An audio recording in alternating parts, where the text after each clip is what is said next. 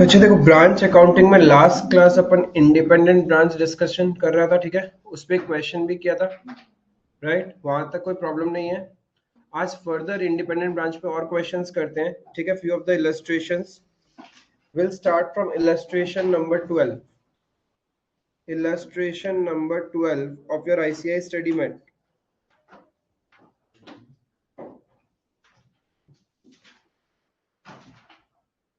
क्या बोल रहा है इलस्ट्रेशन नंबर 12?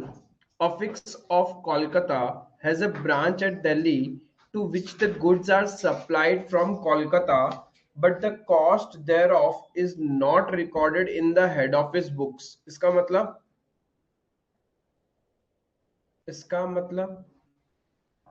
इस लाइन का मतलब, Affix of Kolkata has a branch at Delhi to which the goods are supplied from Kolkata, but the cost thereof is not recorded in the head office books. इसका मतलब,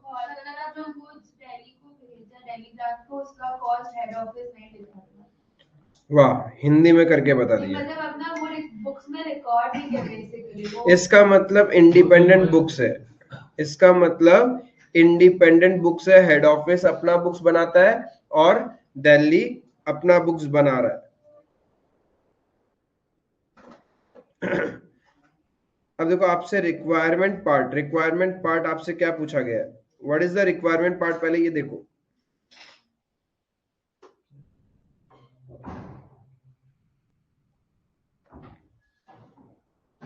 set out the head office account in Delhi books. देखो मैंने बोला ना, उस language का मतलब था कि दिल्ली अपना बुक्स ऑफ अकाउंट्स बनाता है और हेड ऑफिस अपना बुक्स ऑफ अकाउंट्स बनाता है। हेड ऑफिस है कोलकाता और ब्रांच है दिल्ली, तो दिल्ली अपना बुक्स ऑफ अकाउंट्स बनाता है। बोलता है दिल्ली के बुक्स में, यानी ब्रांच के बुक्स में हेड ऑफिस अकाउंट बना के दिखाओ। And the branch balance sheet as on 30th September also give journal entries in the Delhi books. यानी दिल्ली की बुक्स में जर्नल भी दिखाना है, दिल्ली की बुक्स में हेड ऑफिस का अकाउंट भी बनाना है और दिल्ली का ही बैलेंस शीट बना के अपने को बताना है। Is it clear? अब यहाँ पे क्वेश्चन में क्या क्या डेटा दिया हुआ है? हमारे पास एसेट्स एंड लाइबिलिटीज दिया हुआ है 31 मार्च X1। ये किसका है assets and liabilities? Branch balance sheet दिया हुआ है, यानी दिल्ली का दिया हुआ है। ड्यूरिंग द 6 मंथ्स, अब 31 मार्च के बाद में 6 महीना हमारे बिजनेस में हुआ। From 1 April to 30th September कुछ ट्रांजेक्शन्स हुए। क्या क्या हुए? During the 6 months ending on 30th of September the following transaction took place at Delhi। Delhi में क्या क्या ट्रांजेक्शन हुआ? दिल्ली वाले ने सेल्स किया 2,40,000, उसका परचेज है 48,000, वेजेस पे किए हैं 20,000, manager salary 4,800, collection from debtor, discount allowed, salaries inclusive of advances. तो एडवांस सैलरी तो करंट ईयर का एक्सपेंस नहीं होता है, एडवांस सैलरी तो prepaid salary, it is an asset. General expenses, fire insurance paid for 1 year. और हम जो अकाउंट्स बना रहे हैं कितने ड्यूरेशन का बना रहे? 6 मंथ्स का बना रहे हो आप लोग, 1 अप्रैल से लेके 30th September का। लेकिन यहाँ पे फायर इंश्योरेंस कितना समय के लिए पे किया है? 1 साल का। इसका मतलब 6 मंथ्स क्या हो जाएगा? प्रीपेड हो जाएगा। Then remittance to head office, discount earned, ये सारा डेटा दिया हुआ है। अब देखो यहाँ पे अपन को हेड ऑफिस अकाउंट्स भी बनाना है और सब कुछ करना है। पहले क्वेश्चन ने बोला जर्नल एंट्री पास करो। अब ये जर्नल एंट्री कैसे पास करना है, यही तो नहीं समझ में आ रहा। जर्नल एंट्री कैसे पास करोगे? आपके पास देखो हेड ऑफिस का बैलेंस है 1,68,000 ऑन 1 अप्रैल ब्रांच के बुक्स में। अब 30th September को ब्रांच के बुक्स में हेड ऑफिस का कितना बैलेंस है वही तो बताना है। वो अपन कैसे निकालेंगे? अब देखो सर्टेन एडजस्टमेंट के साथ यहाँ पे सब कुछ हिडन इंफॉर्मेशन है। पहला हिडन इंफॉर्मेशन जो आपको मिला है सैलरीज का, इंक्लूसिव ऑफ एडवांस ₹2,000, यानी 2,000 तो एडवांस सैलरी है। तो आपको ये एंट्री क्या करना पड़ेगा? एक्सपेंसेस को कम करना पड़ेगा। आराम से सारा हिडन इंफॉर्मेशन है, मेरे साथ में करना, एक एक करके करते अपन। ये लास्ट किया ही था अपन ने। Illustration number 12।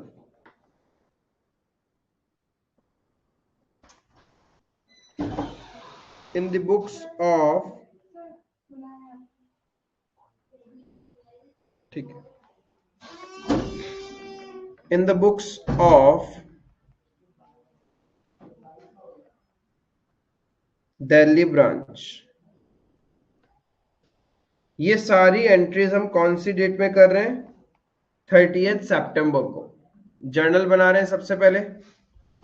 अब यहाँ पे जर्नल सैलरीज जो है उसको एक्सपेंस को कम करना पड़ेगा, तो prepaid salary account debit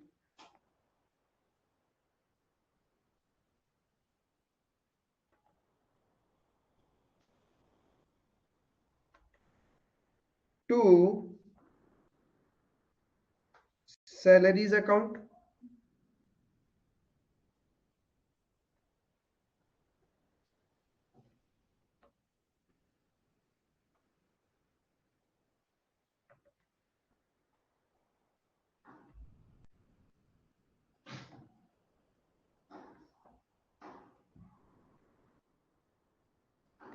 narration लिख लेना, मीन एडवांस सैलरी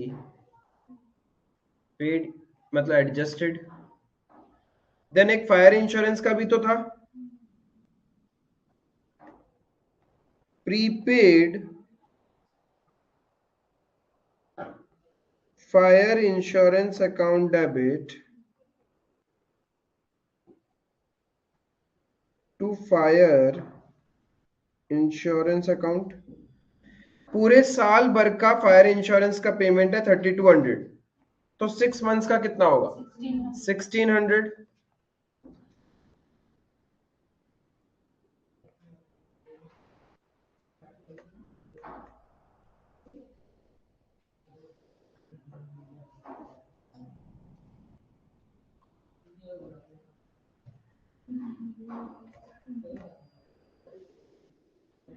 ठीक है, अब देखो क्या हुआ, क्वेश्चन ने कुछ सर्टेन इनकम्स और एक्सपेंसेस के बारे में बोला है, जैसे सेल्स इनकम है, purchase expense, wages paid expense, salaries expense, general expense expense, fire insurance expense, manager salary expense, collection from debtor not an income not an expense, ये तो डेटर से पैसा मिला, तो 30 सितंबर को कितना डेटर्स है निकालना पड़ेगा ना।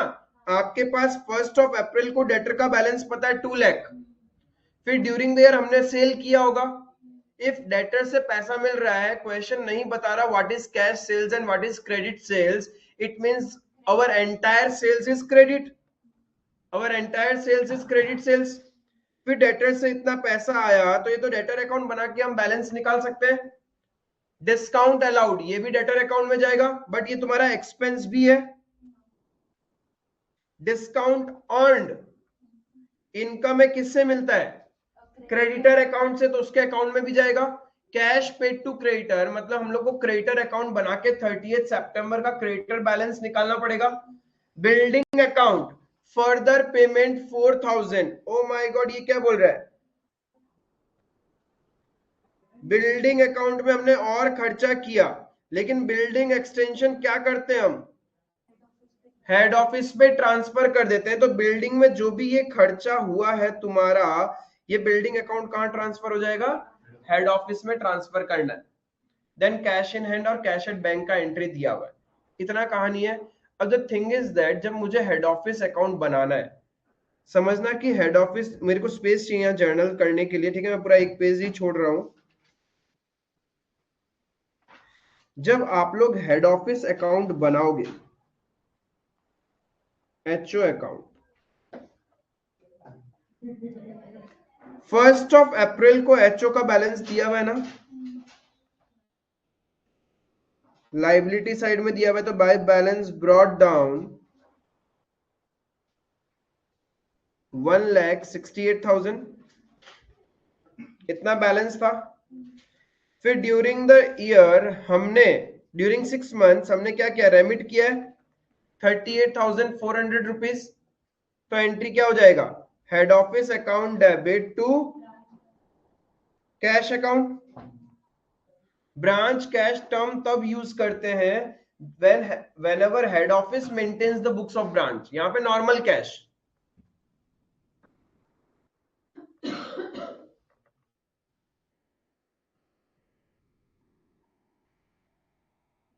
यहां तक क्लियर है? अब नॉर्मली हेड ऑफिस के पास एक बिल्डिंग वाला एडजस्टमेंट था ना, वो बिल्डिंग भी हमें ट्रांसफर कर देना है, तो एंट्री क्या हो जाएगा? Head office account debit to building account.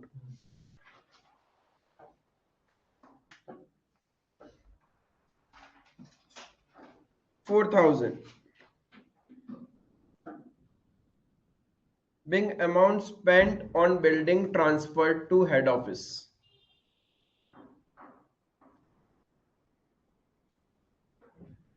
Being amount spent on building transferred to head office.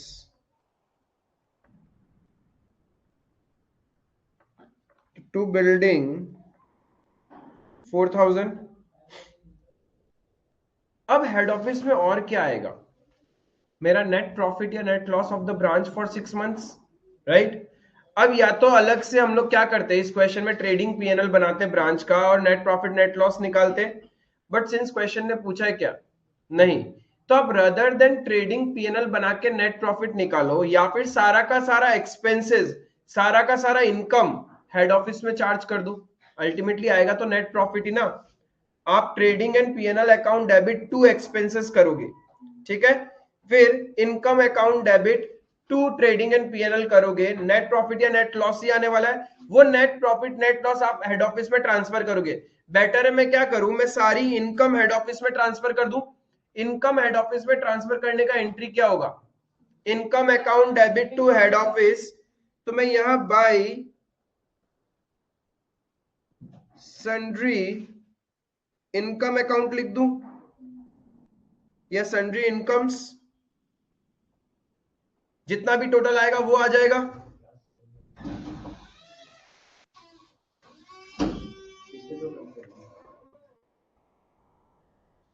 दस मिनट दो, ये क्वेश्चन करा के फिर एक बार चेंज कर लेंगे।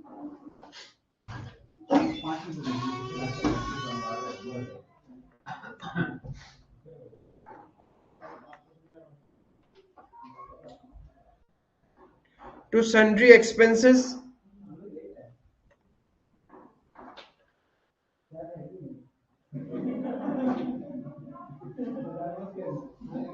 ये समझ में आया? अब जितनी भी इनकम और एक्सपेंस हुई है वो हम क्या करेंगे, ट्रांसफर एंट्री, जर्नल भी मांगा है क्वेश्चन ने, तो हमारा जितना भी एक्सपेंसेस हुआ, एक्सपेंसेस को ट्रांसफर करने का एंट्री क्या होगा? Head office account debit to expenses. तो हेड ऑफिस अकाउंट डेबिट, क्या क्या खर्चा हुआ है? To purchases 48,000,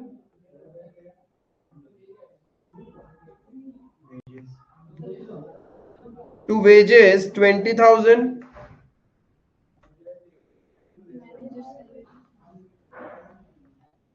to salaries, prepaid वाला हट जाएगा, फिर जनरल एक्सपेंसेस कितना?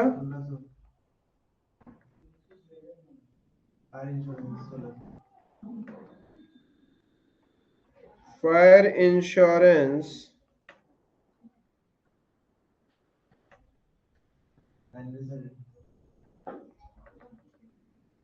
To manager salary 4,800,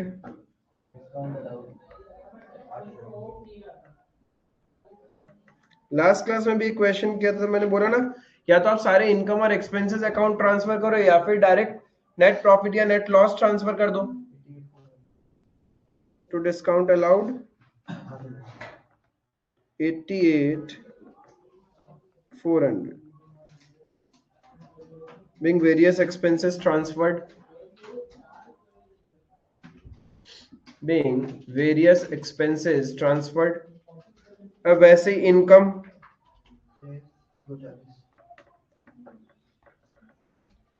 sales account debit 2,40,000, फिर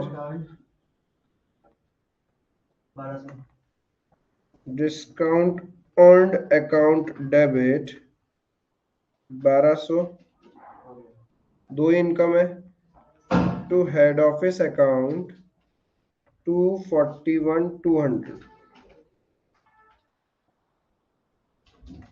तो ये दोनों मेरा कहां चला जाएगा? हेड ऑफिस में। इधर 88,400 और इधर 241,200।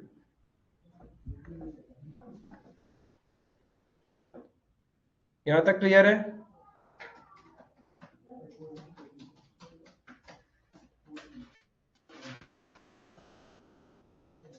हेड ऑफिस अकाउंट का फाइनल बैलेंस निकल जाएगा 278,400।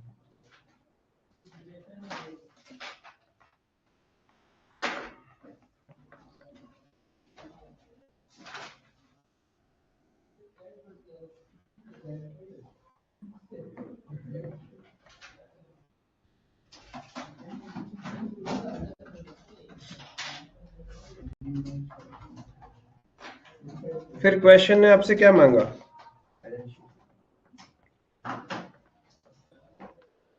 Balance sheet as at 30th September का बनाना पड़ेगा।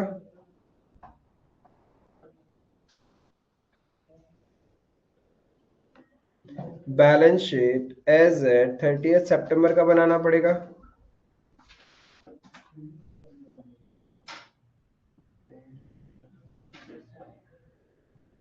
अब जो क्वेश्चन में 31 मार्च का बैलेंस शीट दिया हुआ था उसी को देख के अपन बना लेगा।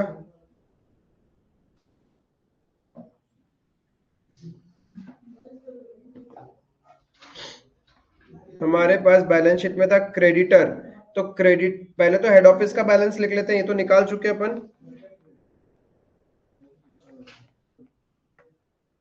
हेड ऑफिस का 278,400। अब क्रेडिटर का बैलेंस निकालने के लिए क्रेडिटर का अकाउंट बनाना पड़ेगा, ठीक है, वर्किंग नोट में। बट मैं एक बार का यहीं प्रेजेंट कर रहा हूं। आपका ओपनिंग क्रेडिटर बैलेंस कितना था? 40,000, राइट। फिर ड्यूरिंग द ईयर हमारा परचेजेस कितना है? 48,000। हमने क्रेडिटर को पे कितना कर दिया? पे कितना कर दिया? 60,000। और क्रेडिटर से डिस्काउंट मिला 1200। तो final closing balance of creditor मिल जाएगा।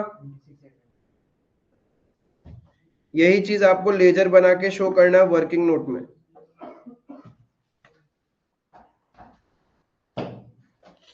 Bye balance brought down, by purchase, to cash, to discount received, to balance CD.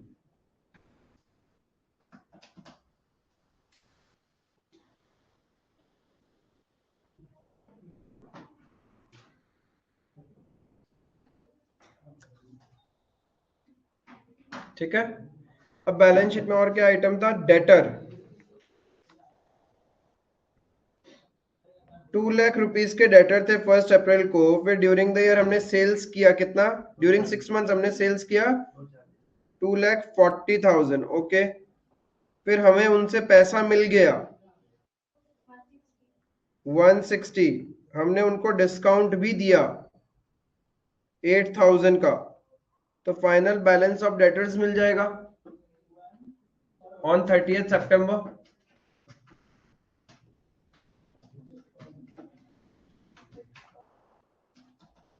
ये भी आपको डेटर अकाउंट बनाना पड़ेगा। To balance brought down 2 lakh, to sales 2,40,000, by cash 160, by discount allowed 8,000, 2,72,000।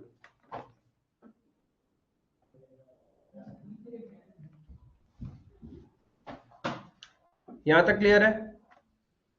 फिर और था हमारे पास कैश एट बैंक, यानी कैश एंड बैंक। अब कैश एंड बैंक कैसे निकालेंगे? हमारे पास 8,000 का बैलेंस था पहले से। ड्यूरिंग द ईयर डेटर से पैसा आया 1,60,000। क्रेडिटर को पे कर दिया हमने 60,000। देन एक्सपेंसेस भी, तो जो कुछ नहीं बोला तो कैश में ही पे हुआ होगा। तो हमारे जितना भी एक्सपेंसेस है कौन सा? salaries, fire insurance, wages, ये सब क्या? हाँ, wages, salaries, general expense, fire insurance, manager salary, discount allowed non cash होता है, ये सारा है। और सैलरीज में हम प्रीपेड भी काउंट कर लेंगे, फायर इंश्योरेंस में प्रीपेड भी काउंट हो जाएगा, क्योंकि वो पे तो हुआ होगा ना तुम्हारा। तो कितना पे किया तुमने, इसका टोटल कर लो, wages, salaries, general expense, fire insurance, manager salary, plus prepaid वाला पार्ट भी ऐड कर लो।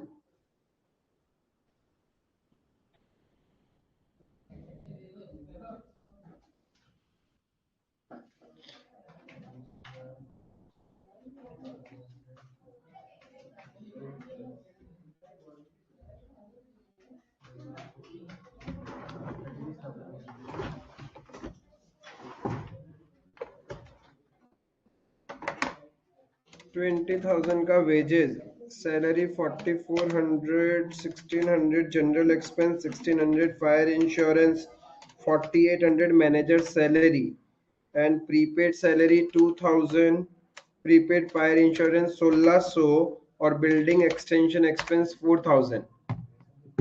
ये भी तो खर्चा ही किया होगा ना, कैश पेड बोले के ही तो लिखा हुआ है।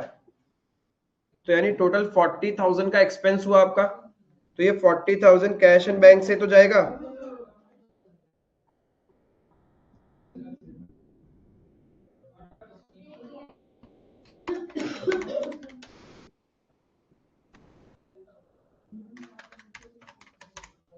$68,000, और क्या है, कुछ बच गया क्या? 8 + 160, रेमिटेंस टू एचओ कितना था? -38,400 रेमिटेंस टू एचओ। तो final cash and bank balance आ जाएगा 29,600।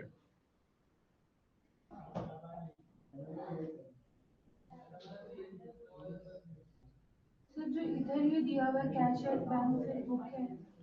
वो 31 मार्च का है। हम तो 1 अप्रैल से लेके 30 सितंबर का ट्रांजैक्शन उसमें प्लस माइनस कर रहे हैं ना। वो उस समय का हाँ, वो 1 अप्रैल का बैलेंस है, वो कैश एट बैंक जो दिया हुआ है ना, बैलेंस शीट जो दिया हुआ है। फिर उसमें हम 1 अप्रैल से लेके 30 सितंबर तक बिजनेस में जितना भी एक्सपेंस, इनकम वगैरह पैसा आया गया है, वो प्लस माइनस कर रहे हैं। तब जाके हमें 30 सितंबर को हमारा कितना कैश एंड बैंक बैलेंस था ब्रांच में, वो पता चल गया। बट ये ड्यूरिंग 6 मंथ्स। हाँ, तो वहाँ पे दिया हुआ है ना कैश एट बैंक क्या चीज? 28,000 कहाँ? Cash at bank. अच्छा, ये कैश इन हैंड और कैश एट बैंक दिया हुआ ही है, बट अकाउंट के अंदर में शो करना है तो उस तरीके से शो करना है। पर बैलेंस तो 20 कैसे हुआ? 29,600 ही तो हुआ, cash in hand plus cash at bank. हमने तो कैश एंड बैंक लिखा है ना।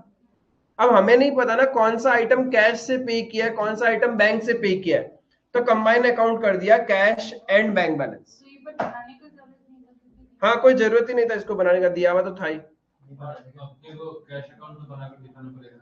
क्या चीज?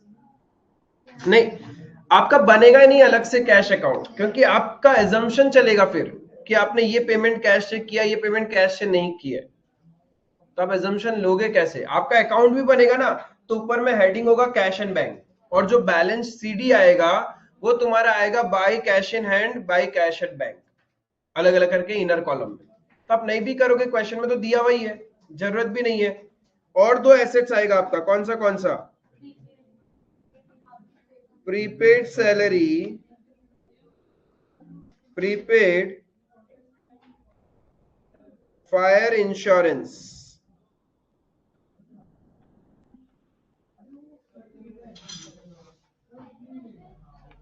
अब शायद आपका बैलेंस शीट मैच कर रहा होगा।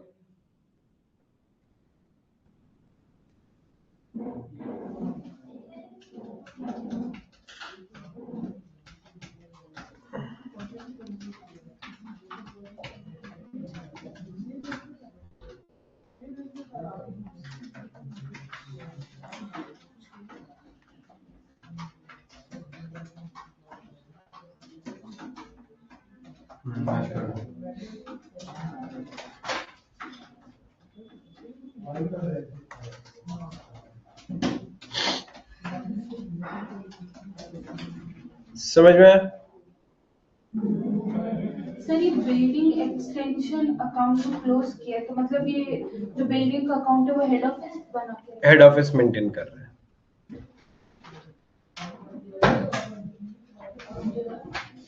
तो फिर हेड ऑफिस टू बैंक नहीं होना चाहिए, बिल्डिंग पेमेंट हम लोग कर रहे हैं, खर्चा। हाँ तो बैंक होगा ना, क्या चीज? Head office to building. पहले हमने खर्चा कर दिया, फिर वो बिल्डिंग हमने ट्रांसफर ही कर दिया पूरा का पूरा, तो वो ट्रांसफर एंट्री आया मतलब पहले हमारे पास था, हाँ, फिर हमने ट्रांसफर कर दिया।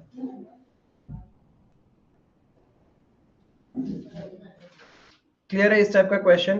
कभी कभी क्या होता है कि फॉरवर्ड चले हमने 6 मंथ्स का ट्रांजेक्शन को कंसीडर करके, आपको क्वेश्चन ने बोला कि आप 6 मंथ्स के बाद, आफ्टर 6 मंथ्स आप ब्रांच का बैलेंस शीट भी बनाओ, ब्रांच के बुक्स में हेड ऑफिस बनाओ। तो ब्रांच के बुक्स में हेड ऑफिस अकाउंट जब आप बना रहे थे तो आपको या तो 6 मंथ्स का नेट प्रॉफिट नेट लॉस अलग से निकालते, वो ट्रांसफर करते, रादर देन हमने क्या किया, सारा इनकम और एक्सपेंसेस अकाउंट ट्रांसफर कर दिया। तो अल्टीमेटली हम नेट प्रॉफिट या नेट लॉस ही ट्रांसफर कर रहे थे।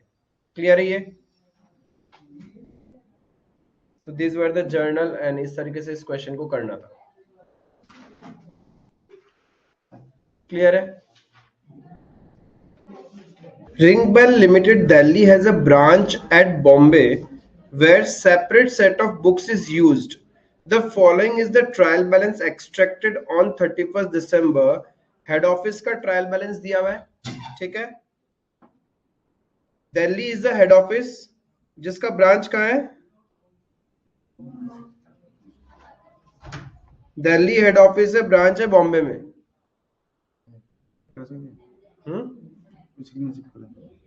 एक को दूसरा लैपटॉप ले लीजिए ना भैया।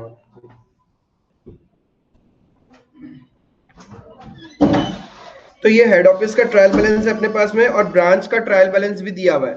अब देखो हेड ऑफिस के ट्रायल बैलेंस में ब्रांच का बैलेंस कितना है? 1,33,710। तो एक बात बताओ, ब्रांच के ट्रायल बैलेंस में भी तो हेड ऑफिस का बैलेंस उतना ही होना चाहिए ना, या नहीं होना चाहिए? है क्या? तो नीचे एडजस्टमेंट दिया हुआ होगा, एडजस्टमेंट एंट्री पास करना होगा।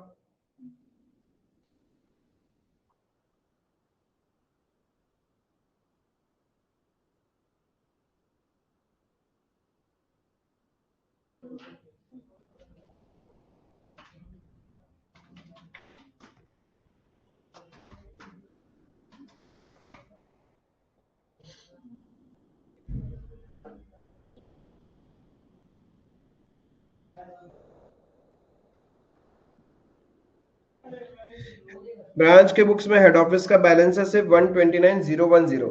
The difference between the balance of the current account in the two set of books is accounted for as follows. Cash remitted by the branch on 31st December but received by the head office on 1st January. यानी इसका adjustment entry कौन करेगा? Head office करेगा। क्या entry करेगा? Cash in transit account debit to branch account. तो branch कम हो जाएगा उसका कितने से? 3,000 से ब्रांच का बैलेंस माइनस होगा और कैश बैलेंस बढ़ जाएगा। Stock stolen in transit from head office and charged to branch by the head office but not credited to head office in the branch books as the branch manager declined to admit any liability. मतलब समझ में आया? क्या हुआ, head office ने branch को goods भेजा, रास्ते में चोरी हो गया। चोरी होने की वजह से हेड ऑफिस ने बोला ये तुम्हारा ही खर्चा है। हेड ऑफिस ने बोला तुम्हारा ही खर्चा है, तो हेड ऑफिस ने क्या एंट्री किया होगा कि ब्रांच से इस एक्सपेंस का पेमेंट लेना है, उसको डेबिट करके छोड़ दिया। लेकिन ब्रांच ने अपने बुक्स में हेड ऑफिस को लाइबिलिटी नहीं माना, बोलता ये मेरा कोई एक्सपेंस नहीं है। जब मेरे पास गुड्स आया ही नहीं है, आप कैसे बोल सकते हो कि मेरी वजह से चोरी हुआ है, राइट? तो ब्रांच ने अपने बुक्स में इसको क्रेडिट नहीं किया, लाइबिलिटी नहीं माना है, यानी 1700 का डिफरेंस है। Give the branch current account in head office. तो अब क्या होगा बताओ, इसका एडजस्टमेंट एंट्री बताइए। अब हेड ऑफिस ने ऑलरेडी ब्रांच में एक्सपेंस दिखा रखा है, यानी उसने ब्रांच अकाउंट को डेबिट कर रखा है, लेकिन क्या ब्रांच मान रहा है? क्या नहीं मान रहा है। तो हेड ऑफिस को क्या करना पड़ेगा, इस एक्सपेंस को अपने बुक्स में दिखाना पड़ेगा। तो इस एक्सपेंस को अपने बुक्स में दिखाएगा तो क्या एंट्री करेगा, loss by theft account debit, और ब्रांच को जो उसने डेबिट किया था हेड ऑफिस क्या करेगा, उसको क्रेडिट कर देगा। क्लियर है? तो ब्रांच क्रेडिट कर रहा है तो कम हो जाएगा बैलेंस -1700, और एक्सपेंसेस वगैरह क्या हो जाएंगे, एक्सपेंस बढ़ेगा मतलब प्रॉफिट कम होगा, तो -1700 पीएनएल कम हो जाएगा हेड ऑफिस का। हेड ऑफिस के बुक्स में ही एंट्री हो रहा है दोनों। अब देखो हेड ऑफिस के बुक्स में ब्रांच का बैलेंस कितना है, 133,710 था, -3000 -1700, 129010, और वही बैलेंस तो ब्रांच के बुक्स में हेड ऑफिस का है। आई बात समझ में? यहां तक क्लियर है दोनों एडजस्टमेंट। अब हमसे मांगा क्या है, give the branch current account in head office books, यानी हेड ऑफिस के बुक्स में सबसे पहले ब्रांच का करंट अकाउंट बना के दिखाना है। अच्छा जी,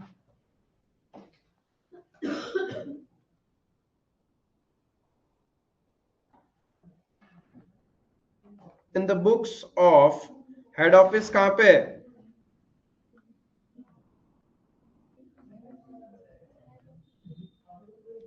रिंग बेल लिमिटेड दिल्ली। क्या बना रहे हम,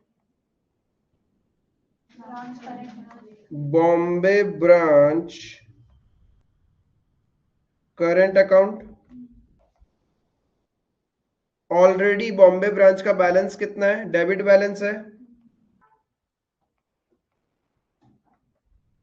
133,710, और इसको हमें कम करना है by cash in transit 3000 bye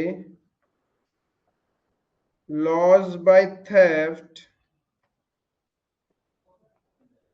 1700,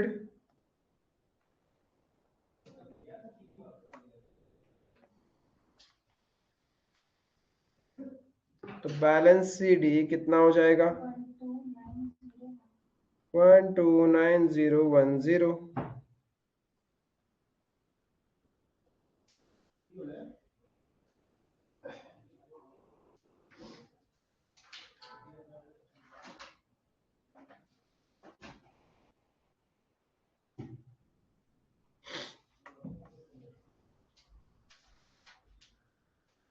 trial balance का एडजस्टमेंट नहीं है, हम्म, ब्रांच का ट्रायल बैलेंस जो दिया हुआ है एसेट्स ट्रांसफर करता है ना।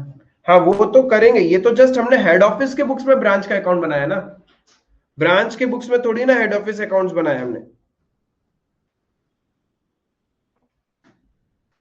वो भी तो हेड ऑफिस प्रॉफिट लॉस आएगा, हाँ प्रॉफिट लॉस आएगा, उसका नेट प्रॉफिट जो नेट लॉस ट्रांसफर करते हैं ना हम, जो हेड ऑफिस लेके आता है ब्रांच का, तो वो वाला एंट्री भी आएगा। लेकिन यहां तक क्लियर है, ये दो एंट्री, ये दो में प्रॉब्लम है क्या, दो पोस्टिंग क्लियर है। और देखो क्वेश्चन ने आपसे क्या मांगा था, branch current account in head office books after incorporating branch trial balance through journal. After incorporating branch trial balance through journal मतलब ब्रांच का सारा एसेट्स एंड लायबिलिटीज कहां जाएगा, हेड ऑफिस में लेके आना है। तो जर्नल क्या क्या करेंगे, ब्रांच की क्या क्या एसेट्स है हमारे पास ट्रायल बैलेंस में,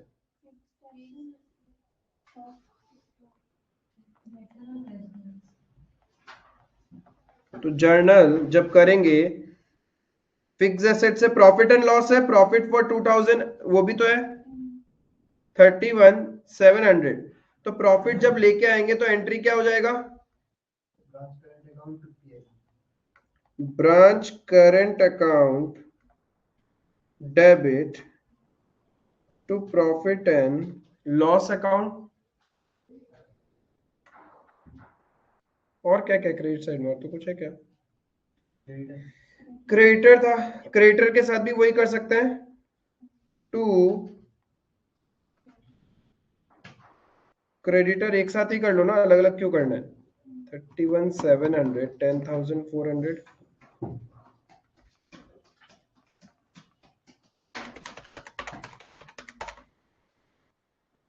42,100। एसेट्स लेके आएंगे। तो ये ब्रांच अकाउंट में can I write here to profit and loss account 31,700 to creditor account 10,400। Assets में क्या क्या था? स्टॉक, डेटर और cash. Branch fix assets account debit, यहाँ हमें लिखना था branch creditor.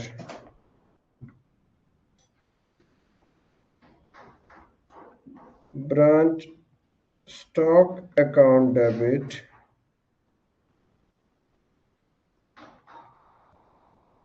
Branch debtor account debit, branch cash account debit to branch current account। Fix assets कितने का? 95,000। 5460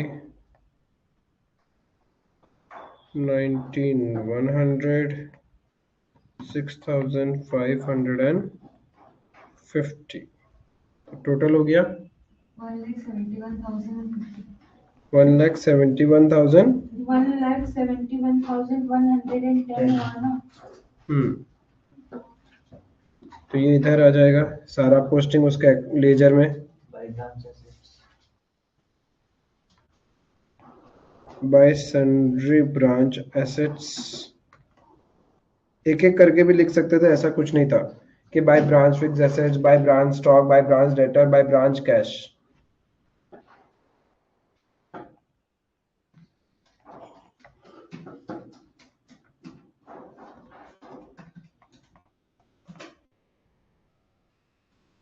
और ये मैच हो रहा होगा।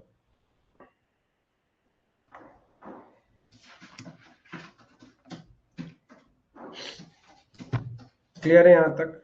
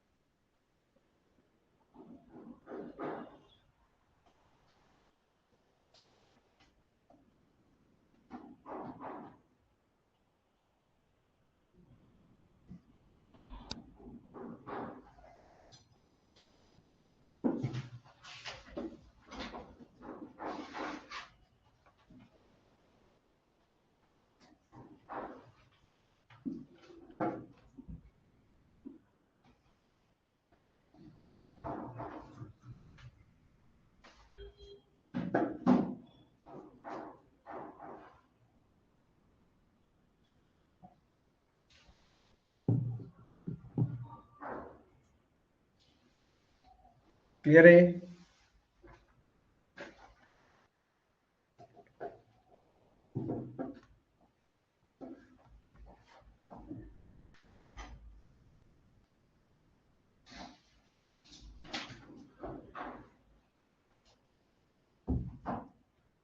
अच्छा क्वेश्चन करता नंबर 14।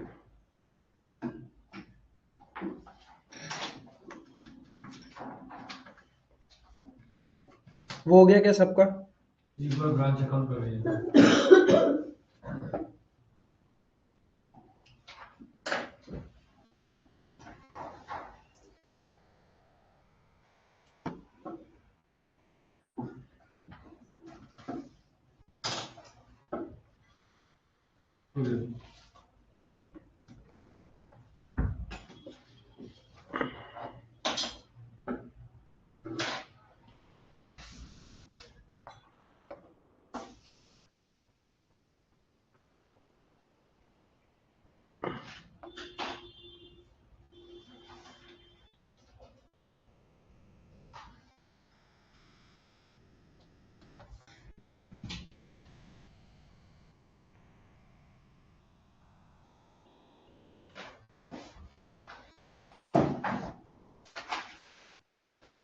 नंबर 14 क्या बोल रहा है देखो, messrs Ramachandran company Hyderabad has a branch इन दिल्ली.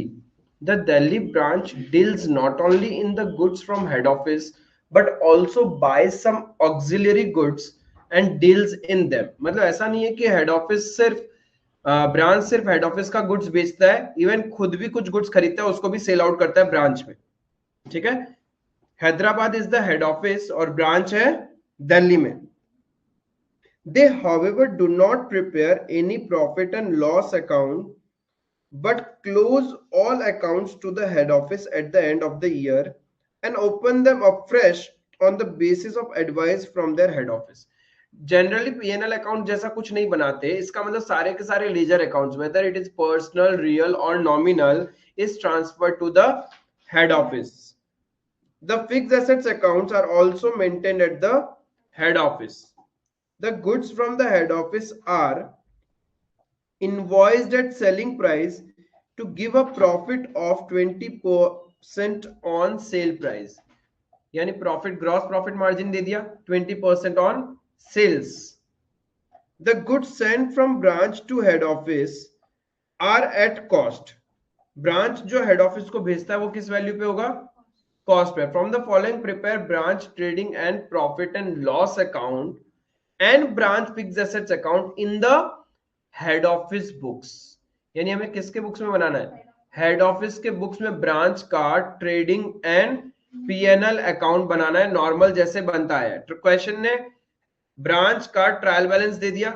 अब ट्रेडिंग अकाउंट में हम सबसे पहले क्या लिखते हैं, ओपनिंग स्टॉक. ओपनिंग स्टॉक देखो दिया हुआ है, head office supplies goods at invoice price, opening stock of other goods.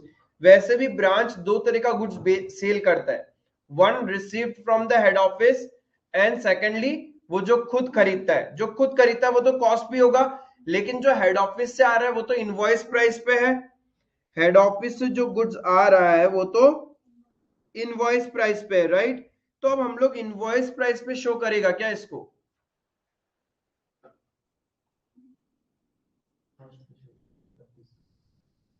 क्यों कॉस्ट पे शो करेगा.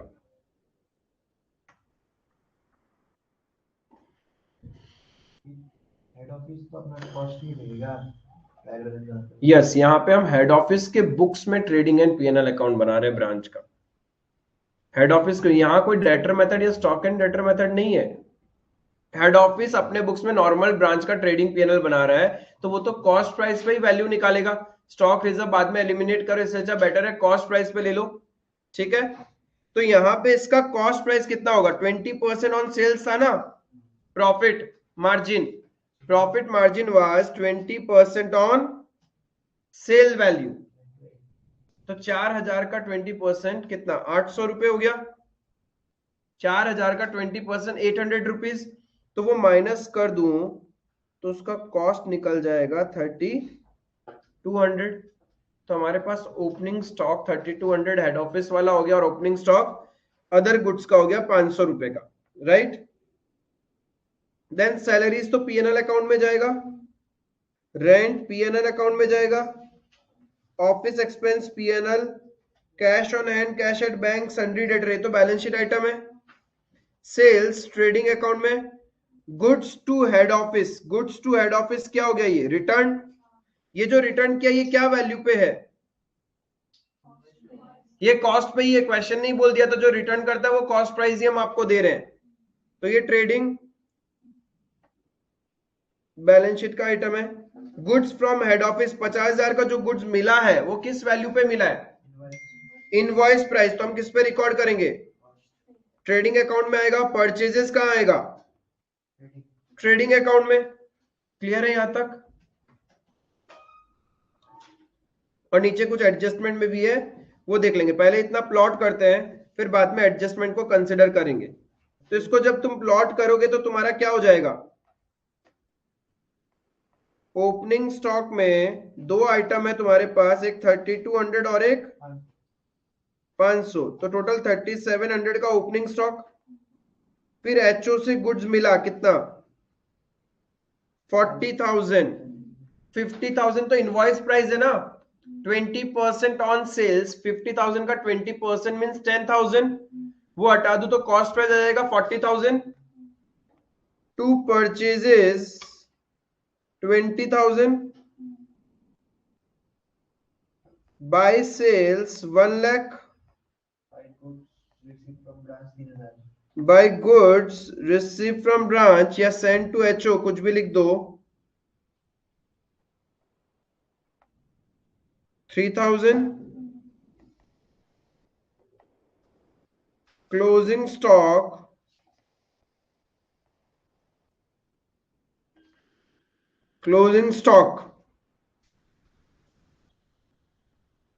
जीपी निकालना पड़ेगा सेल्स में।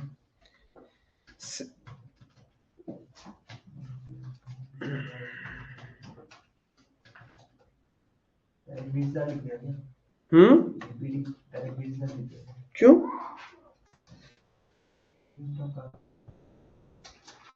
क्यों कहीं तो दिया है। The closing stock at branch of the head office goods at invoice price is 3,000 and that of purchase goods at cost is 1,000। तो जो क्लोजिंग स्टॉक है इनवॉइस प्राइस पे नहीं लेके अपन कॉस्ट प्राइस पे ले लेंगे। अरे देखो आप इनवॉइस प्राइस पे ले रहे हो तो फिर ऑपोजिट साइड में आपका वो एलिमिनेट भी तो हो जाएगा, अल्टीमेटली नेट इफेक्ट तो उतना ही आएगा। तो 3,000 का कॉस्ट प्राइस हो गया 2,400 और परचेज वाला का कॉस्ट है 1,000। तो इससे हमारा जीपी आ जाएगा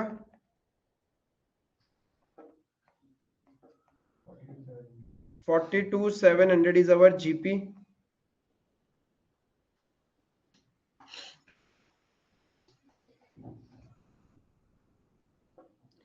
$42,700 इज अवर जीपी। क्लियर है यहां तक?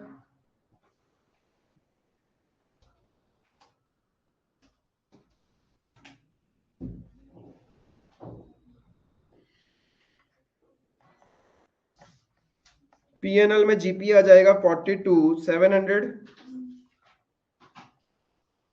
जो खर्चे हैं वो डेबिट साइड में आ जाएंगे। एक्सपेंसेस में सैलरीज है 7,000, रेंट 3,000, ऑफिस एक्सपेंस 2,000।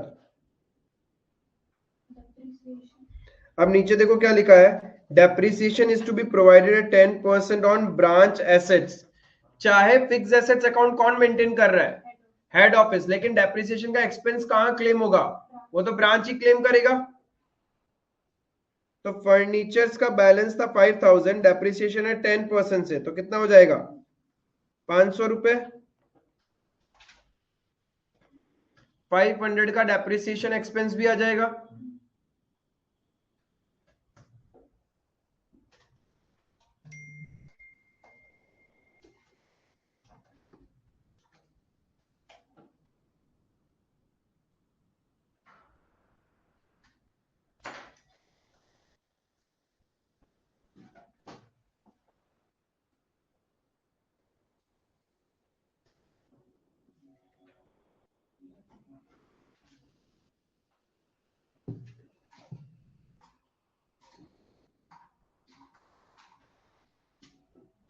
तो एनपी कितना आ गया?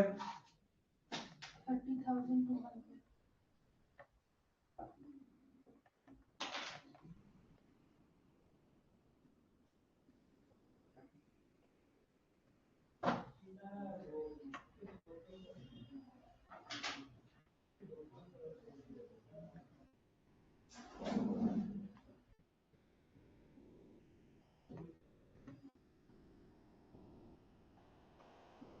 और क्या बनाने बोला क्वेश्चन ने?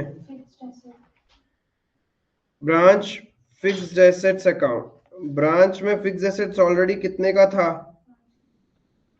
5,000 का। अब ब्रांच फिक्स्ड एसेट्स किसके पास मेंटेन्ड है? हेड ऑफिस के पास। तो डेप्रिसिएशन का एंट्री क्या होगा? डेप्रिसिएशन का एक्सपेंस तो ब्रांच के बुक्स में चला गया, तो हेड ऑफिस क्या एंट्री करता है? Branch account debit to fixed assets.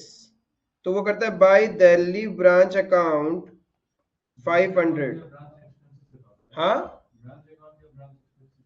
Normal branch account, head office थोड़ी ना ब्रांच का एक्सपेंस मेंटेन कर रहा है, वो तो ब्रांच तो इंडिपेंडेंट है ना, तो अपना बुक्स ऑफ अकाउंट्स वो खुद बनाती है, बस उसका फिक्स एसेट्स अकाउंट हमारे पास है। तो जब हमने उसके लिए फिक्स एसेट्स खरीदा तो एंट्री लिख दिया fix assets account debit to branch account. अब जैसे जैसे फिक्स एसेट्स यूज हो रहा है तो हम एंट्री कर रहे हैं, फिक्स एसेट्स को कम कर रहे हैं और ब्रांच को डेबिट करते जाएंगे। क्लियर है? तो इससे मेरा फाइनल बैलेंस सीडी आ जाएगा हाउ मच, 4000। इतना सा ही तो क्वेश्चन पूछ रहा था आपसे।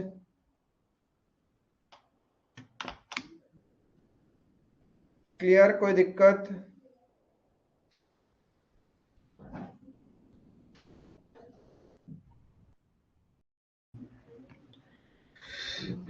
Practical question number 15,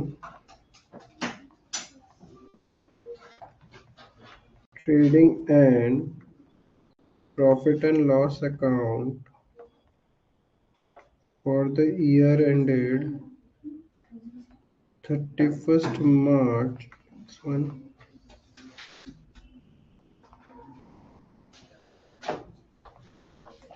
head office का बुक्स, ब्रांच का बुक्स, हेड ऑफिस का बुक्स, ब्रांच का books. To opening stock, head office का ओपनिंग स्टॉक है 2,25,000।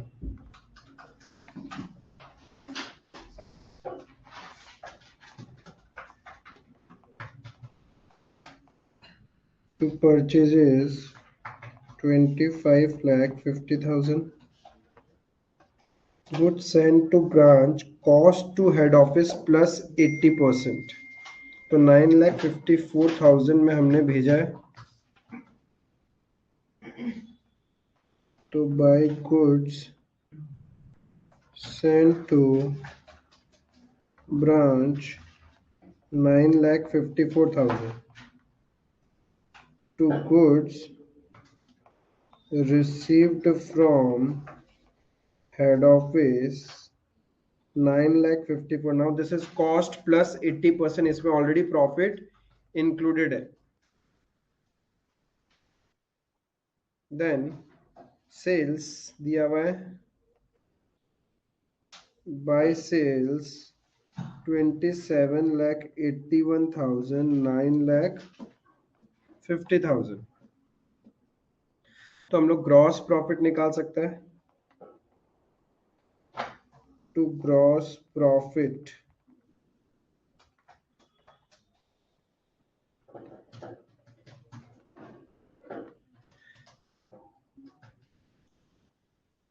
अब ये चीज समझना कि यहाँ पे जो हेड ऑफिस ने गुड्स भेजा है उसमें भी प्रॉफिट लगा के भेजा है, वो भी प्रॉफिट होगा।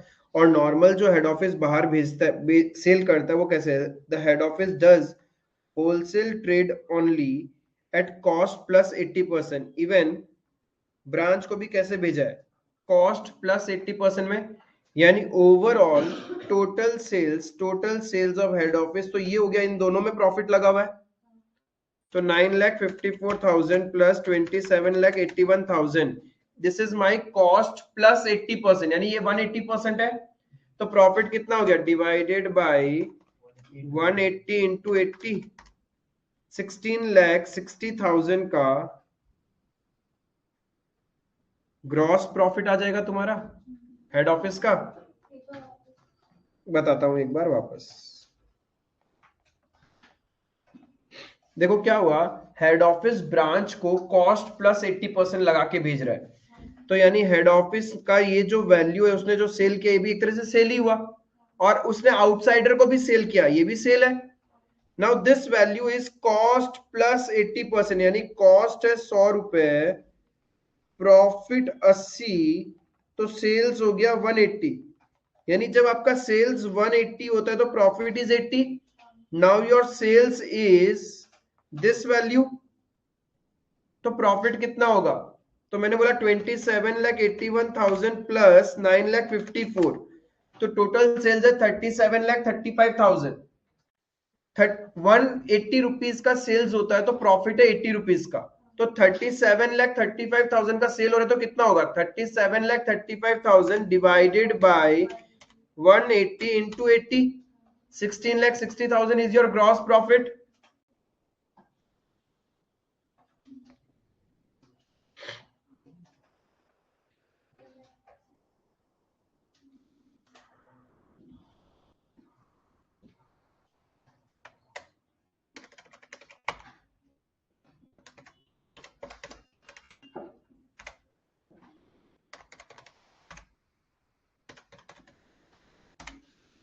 तो क्लोजिंग स्टॉक हेड ऑफिस का आ जाएगा 7 लाख. वैसे ब्रांच का प्रॉफिट निकाल लेते हैं, ग्रॉस प्रॉफिट. ब्रांच कैसे सेल करता है? Cost plus 100%. ओ भाई साहब, तो यानी कॉस्ट है 100 रुपए, उस पे 100% ना 200 रुपए में सेल करता है. तो जब एक बात समझो, हेड ऑफिस का कॉस्ट, ब्रांच का सेलिंग प्राइस क्या है? 200 रुपए. ये कैसे निकाला हमने? यहां पे इन्होंने बोला है रिटेल ट्रेड करता है branch cost to head office plus 100.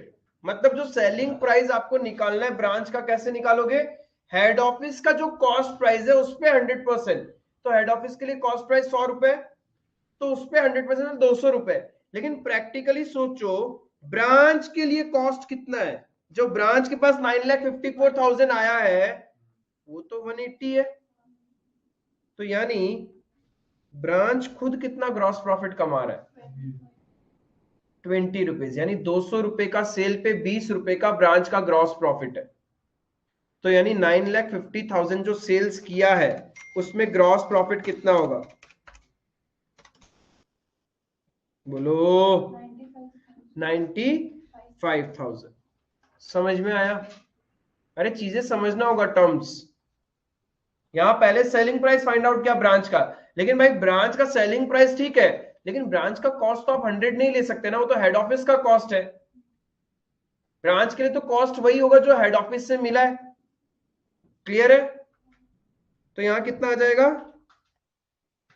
95,000.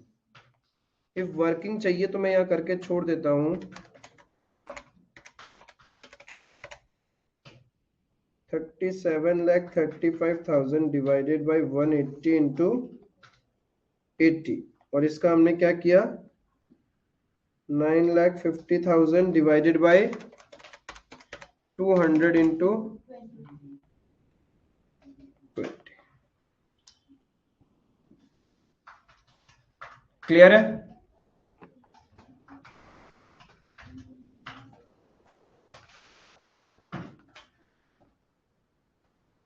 तो क्लोजिंग स्टॉक एट ब्रांच कितना आ जाएगा? 99,000. देखो छोटा सा question, easy question, but still फंस गए. लैंग्वेज ने फंसा दिया. क्योंकि ग्रॉस प्रॉफिट नहीं निकाल पाओगे तो सब कुछ ही खत्म हो जाएगा.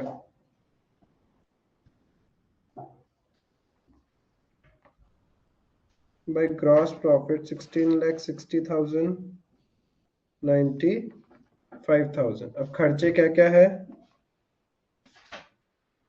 Office expenses, selling expenses, staff salary. Office expense 90,000, 80,500. To selling expenses 72,000 and 6,300. To staff salaries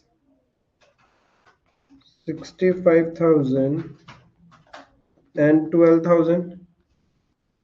ये खर्चे थे, लेकिन हेड ऑफिस का प्रॉफिट ऐसे निकल जाएगा क्या?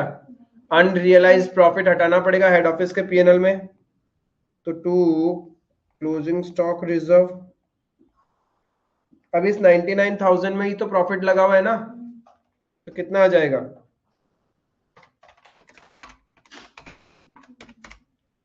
99,000 divided by 180 into 80. Cost plus 80% भेजा है ना, तो स्टॉक रिजर्व निकल गया आपका 99,000 divided by 180 into 80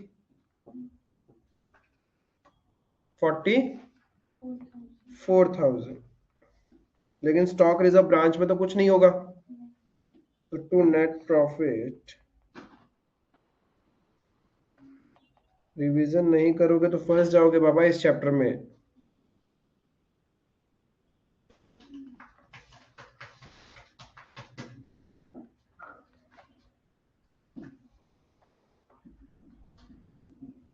opening stock का रिजर्व ऐड नहीं होगा जो रियलाइज। ओपनिंग स्टॉक है कहाँ, पहली बात ये बताओ। ब्रांच का होता तो हम क्रेडिट साइड में लिखते पीएनएल का, या नेट वैल्यू लिख लेते। तो इसका हेड ऑफिस का नेट प्रॉफिट कितना? 13,89,000।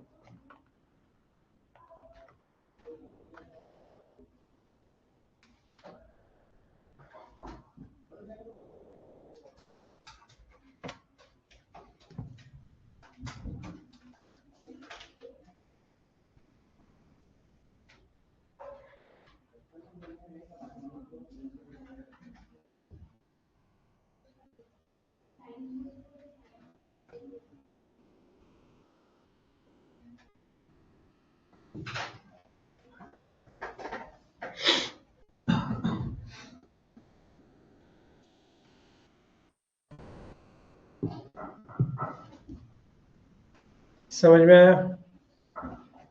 इस पूरे क्वेश्चन में असली चीज ही था ब्रांच का सेलिंग प्राइस और प्रॉफिट मार्जिन निकालना। वो समझ में आ गया तो क्लियर है। इसके अलावा उस क्वेश्चन में कुछ था ही नहीं। समझ में आया? कंसेप्ट क्लियर है? अभी भी नहीं आया? हाँ? अरे इसमें सिंपल सा था, देखो क्या हो रहा है। हेड ऑफिस ब्रांच, ठीक है, ये है कस्टमर, ठीक है। हेड ऑफिस ब्रांच को भेजता है 100 रुपए का गुड्स 80 रुपए लगा के, cost plus 80%। Head office customer को भी सेल करता है 100 प्लस 80 पे, राइट। यानी हेड ऑफिस जो ब्रांच को भेज रहा है इनवॉइस प्राइस पे भेज रहा है 180, हेड ऑफिस वही कस्टमर को भी सेल करता है 180 पे। तो यानी ब्रांच में भी प्रॉफिट लगा हुआ है। हेड ऑफिस ने जब ये गुड्स भेजा तो इसमें प्रॉफिट लगा हुआ है 80 रुपीज का, और जब ये वाला गुड्स आउटसाइडर को सेल किया इसमें भी 80 रुपीज का प्रॉफिट लगा हुआ है ना। तो हमने इसको टोटल सेल्स मान लिया, तो उससे हमने ग्रॉस प्रॉफिट निकाल लिया। इफ टोटल सेल्स, सोचो ब्रांच, टोटल सेल्स ब्रांच और कस्टमर को मिला के कितने का हो जाता है? 360 रुपीज का। 180 और 180 ब्रांच को और कस्टमर को मिला के हेड ऑफिस का टोटल सेल्स कितना है? 360। तो जब ब्रांच का हेड ऑफिस का टोटल सेल्स 360 होता है तो इसका प्रॉफिट कितना बनता है? 160। तो अब यूनिटरी मेथड लगा दिया, हमें टोटल सेल्स पता है उसका हेड ऑफिस का, दिस प्लस दिस।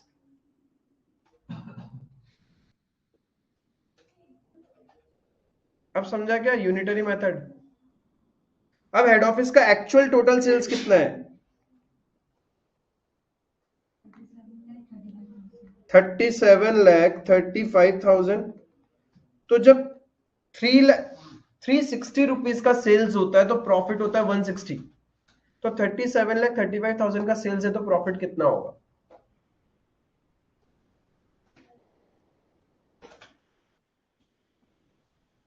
समझे? तभी भी वही आ जाएगा। डबल कर लो या सिंगल बेसिस पे कर लो, बात तो एक ही है। क्लियर है ये? तो यहां पे इक्वेशन था ये वाला।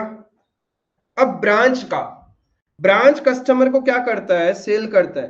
लेकिन ब्रांच का जो सेलिंग प्राइस निकालना है वो कैसे निकाल रहे पता है? हेड ऑफिस कॉस्ट प्लस 100%, तो हेड ऑफिस के लिए तो कॉस्ट 100 रुपए प्लस 100% मतलब 100 रुपए, 200 रुपए में भेज रहा है। लेकिन बेचारे ब्रांच के पास ये गुड्स कितने में आया है, 180 में आया है ना, तो वो कस्टमर को 200 में बेच रहा है, तो ब्रांच के लिए ग्रॉस प्रॉफिट तो 20 रुपीज हुआ।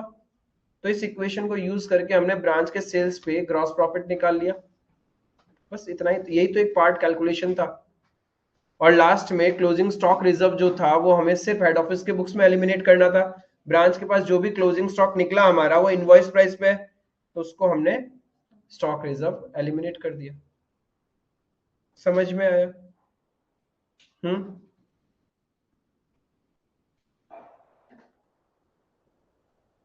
That was my practical question number 15. अब आई थिंक अपने स्टडी मेट में सिर्फ एक ही कंसेप्ट पेंडिंग है, दैट इज फॉरेन ब्रांच, है ना। उसमें जंप करने से पहले तो सारे क्वेश्चंस करने पड़ेंगे कंपाइलर के, क्वेश्चन बैंक के, तब जाके उसमें जाके फायदा है। हमने क्वेश्चन बैंक के कुछ क्वेश्चंस किए या कुछ भी नहीं किए? काफी सारा कर लिया, खत्म तो नहीं कर लिया? 1 हो गया। 2 इज ऑफ फॉरेन ब्रांच, ठीक है, ये फॉरेन ब्रांच कंसेप्ट का है, तो ये अभी अपन नहीं कर सकते। 3 is done, 4 done, 5. Manohar of Mohali has a branch at Noida which the goods are supplied from Mohali but the cost thereof is not recorded in the head office books. अभी अभी कुछ ऐसे ही लैंग्वेज का एक question किया था, same as illustration number बोलो। Just अभी आज जो 13 किया था, तो ये प्रैक्टिस करोगे आज, ठीक है। देखो सेम ही है, डिस्काउंट अर्न्ड अलाउड एवरीथिंग, जहां पे हमने बैलेंस शीट निकाला था 30 सितंबर तक का, यहाँ पे देखो सेम ही है, during the 6 months ending 30 September. Clear है? तो प्रैक्टिस करोगे तो वो उसका प्रैक्टिस हो जाएगा आपका, जो हमने क्लास में किया था। 8 वी हैव डन, अच्छा सॉरी 6 नॉट 8, 6 डन, 7 डन, 8 भी हो गया, 9,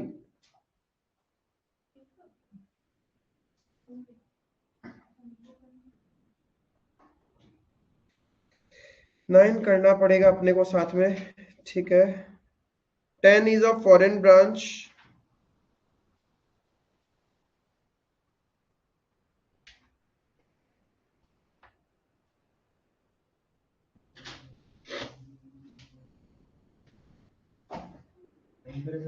हाँ 9 और 11 अभी करते हैं, at least 2 question, then will see कि क्या हो सकता है क्या नहीं। क्या बाकी है, थोड़ा थोड़ा कर लेंगे, ज्यादा नहीं बचा इस चैप्टर में। नंबर 9 क्वेश्चन बैंक का नंबर 9 ट्राई करो सेल्फ, एक बार खुद से माथा मारो, फिर तो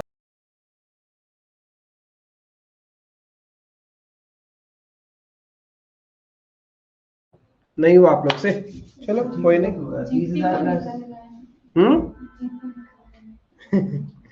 अब देखो, L limited has its head office at Mumbai and 2 branches at Pune and Goa. The branches purchase goods independently, branch अपना खुद का गुड्स खरीदता है।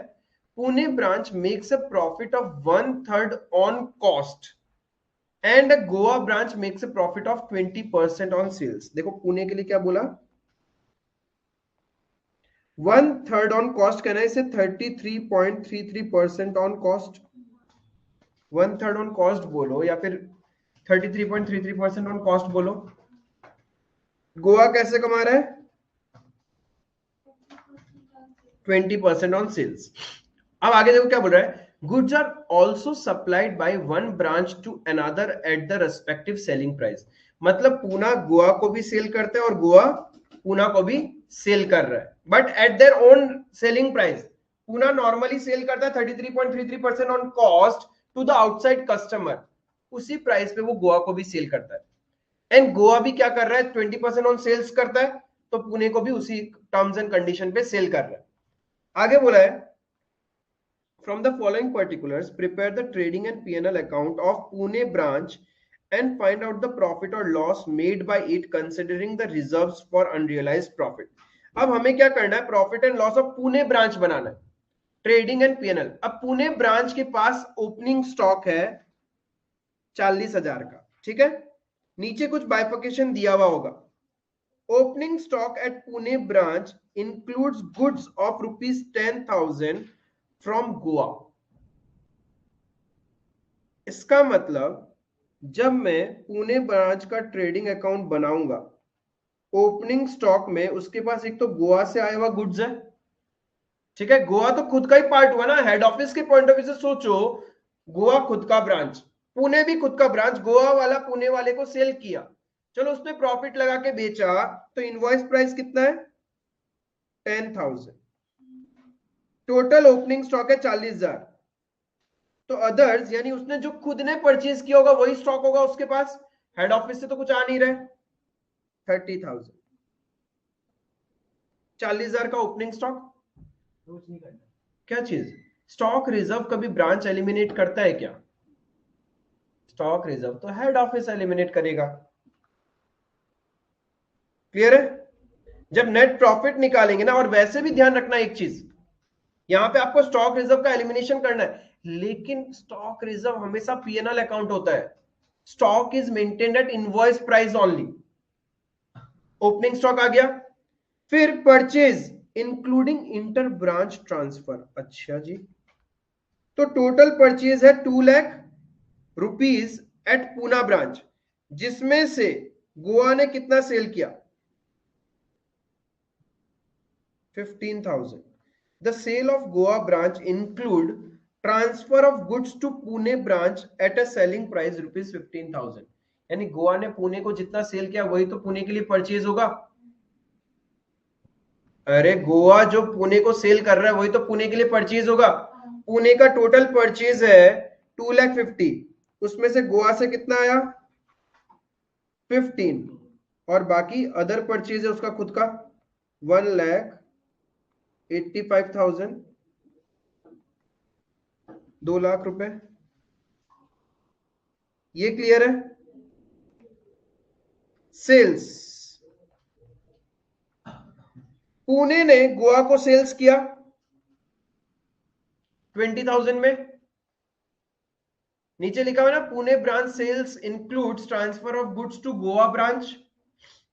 तो पुणे ने गोवा को सेल किया है कितने में, कितने का 20,000, उसका टोटल सेल्स है 2,80,000, यानी अदर्स क्या हो गया 2,60,000, ये 280 हो गया। Closing stock 43,500 by closing stock. कुछ स्टॉक तो गोवा वाला होगा पुणे के पास, और कुछ अदर्स वाला होगा। गोवा वाला स्टॉक कितना है, closing stock at Pune branch includes goods received from Goa branch 5,000। Closing stock तो पुणे में 30,000, टोटल 30,000 है, जिसमें से 5,000 गोवा वाला और 15,000 जो उसने खुद ने परचेज किया होगा, sorry 25,000,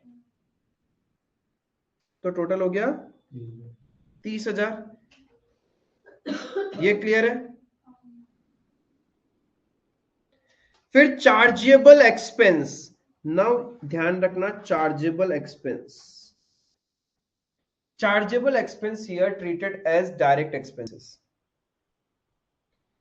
chargeable expense are here treated as direct expense. To chargeable expense कितना 15,000, तो we will have a gross profit of how much 55,000। ये हो गया मेरा ट्रेडिंग अकाउंट, ये हो गया मेरा ट्रेडिंग अकाउंट। क्लियर है? ट्रेडिंग में तो पुणे ब्रांच का दिमाग लगाना ही नहीं था।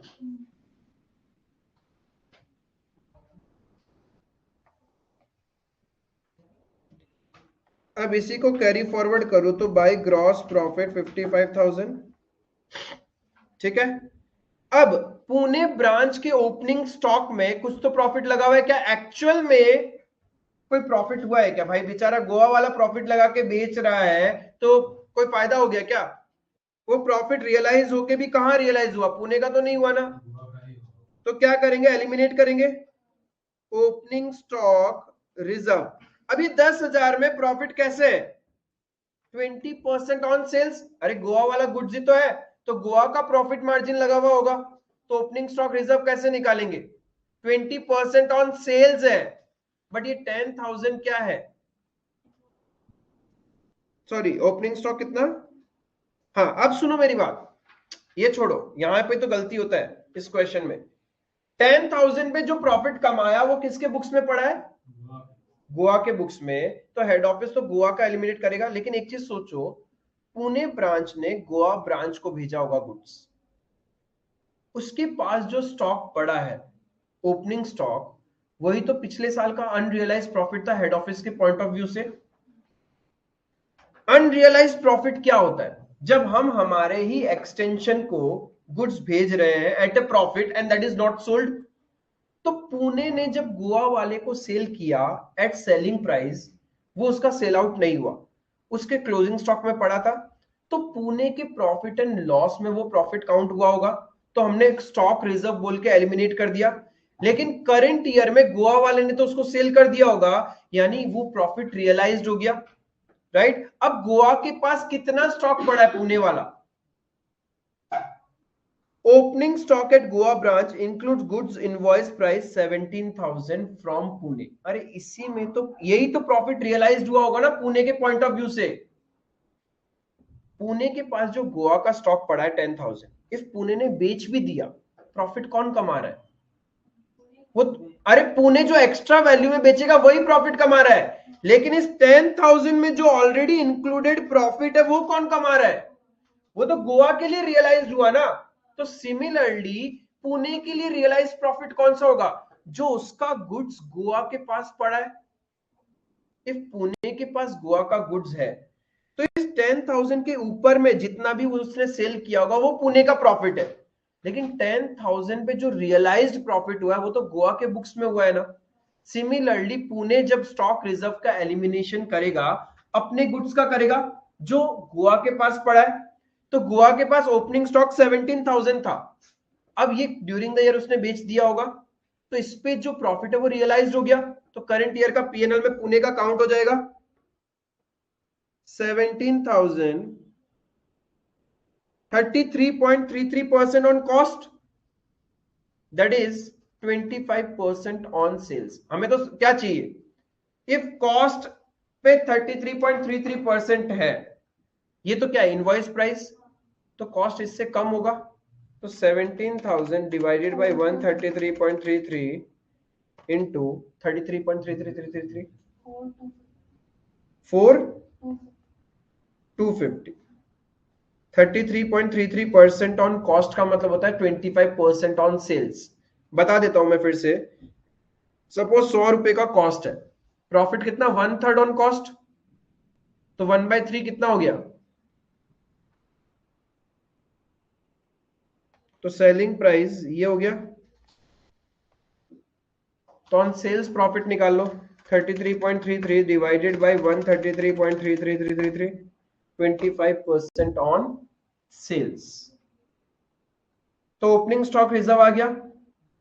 खर्चा क्या क्या है इसका? पूना का office and administration 13,250, selling and distribution 15,000, और तो कोई एक्सपेंस है नहीं। क्लोजिंग स्टॉक रिजर्व वो भी तो एलिमिनेट करना होगा, इट्स एन अनरियलाइज्ड। अब ये जो क्लोजिंग स्टॉक रिजर्व है, यदि तुम लोग इस वैल्यू पे कैलकुलेट करोगे 5,000 पे, तो गया खत्म। अरे भाई ये अनरियलाइज प्रॉफिट तो किसके बुक्स में है? गोवा के बुक्स में। पुणे के लिए अनरियलाइज प्रॉफिट कौन सा हुआ? जो गोवा के पास स्टॉक पड़ा है। तो गोवा के पास कितना स्टॉक है? 4,000।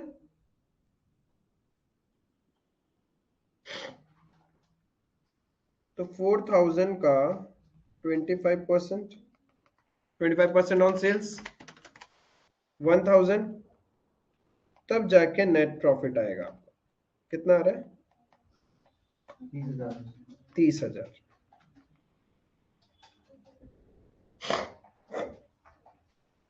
समझ में आया? इस पूरे क्वेश्चन में जो खेला था वो था स्टॉक रिजर्व का। नॉर्मली आप लोग स्टॉक रिजर्व क्या करते हो, ये 10,000 और 5,000 पे कैलकुलेट कर देते हो। अरे भाई वो सब तो हेड ऑफिस करेगा, वो तो हेड ऑफिस करेगा, लेकिन या तो पुणे के लिए रियलाइज्ड और अनरियलाइज्ड प्रॉफिट देखना है, तो पुणे ने जो अपने ही और एक ब्रांच को भेजा है उसका हम लोग, उसके ऊपर हम लोग स्टॉक रिजर्व निकालेंगे ना। क्लियर है? इसीलिए क्वेश्चन अच्छा था, छोटा सा था, बट नॉर्मली फर्स्ट टाइम करो तो ये गलत ही होता है। इवन सेकंड टाइम भी अच्छे से रिवाइज नहीं किया तो गलत होगा। आपको बस दिमाग में ये सेट करना है कि पुणे के पास जो ये ओपनिंग स्टॉक क्लोजिंग स्टॉक दिख रहा है, इस पे जो रियलाइज्ड और अनरियलाइज्ड प्रॉफिट है, ये तो किसके बुक्स में जाएगा? ये तो गोवा के बुक्स में जाएगा। अरे गोवा एलिमिनेट करेगा, हेड ऑफिस तो दोनों का ही एलिमिनेट करेगा, पुणे और गोवा का। लेकिन गोवा जो रियलाइज्ड और अनरियलाइज्ड दिखाएगा वो दिखाएगा जो पुणे के पास पड़ा है, और पुणे जो रियलाइज्ड और अनरियलाइज्ड दिखाएगा वो उस पे कैलकुलेट करेगा जो गोवा के पास पड़ा है, क्योंकि उसमें प्रैक्टिकली नहीं अर्न हुआ है हमारा। क्लियर है? Presentation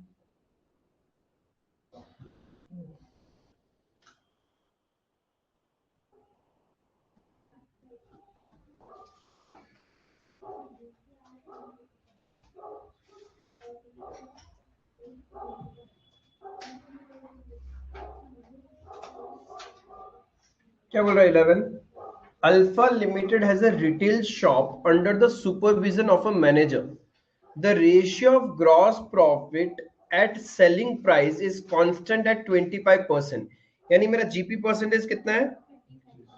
25% on sales.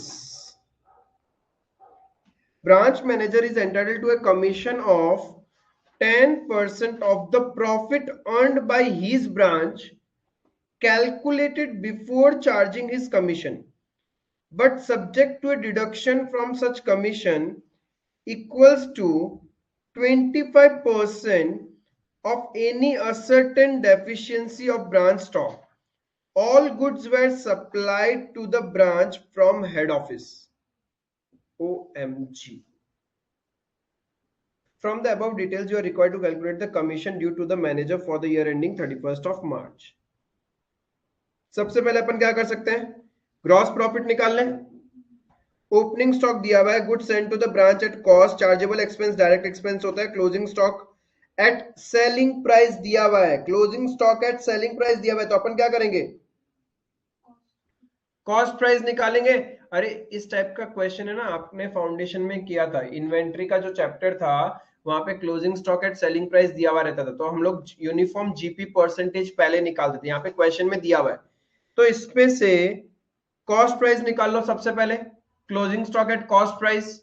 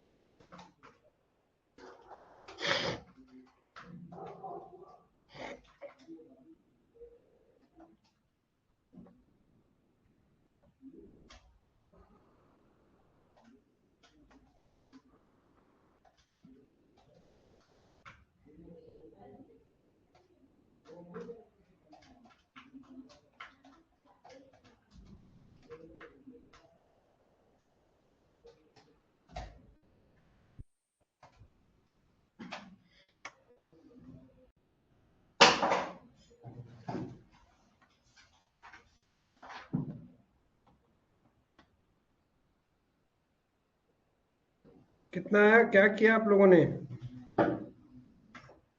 बहुत देर से खटर खटर कैलकुलेटर तो मार रहे थे, इतना कितना कैलकुलेटर मार दिया?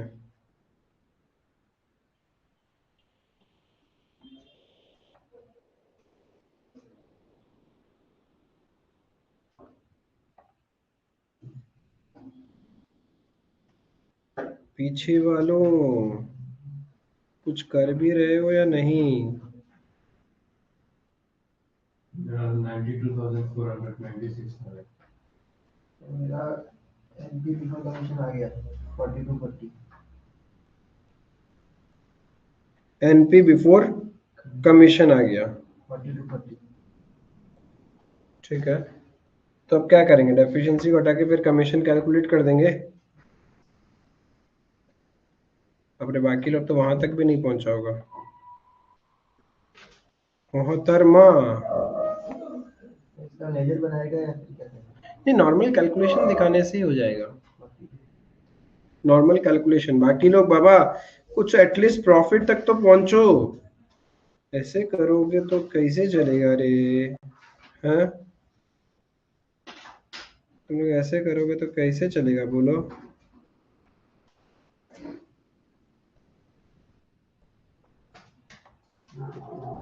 लक्ष्मी जी,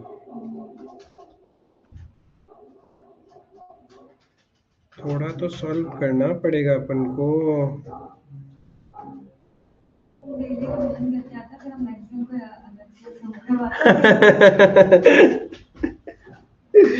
अरे बाबा, सिमिलर क्वेश्चंस तो कैसे होगा? कुछ तो हर दिन नया सीखने को मिलेगा ही, थोड़ा थोड़ा। समझ में आया कि तुमने रिवीजन किया है, बट ऐसा नहीं है ना अपने पास में इंटर में कि एक जैसा ही आएगा। डिफरेंट डिफरेंट डिफरेंट डिफरेंट आते रहते हैं, वही तो माथा लगाना है।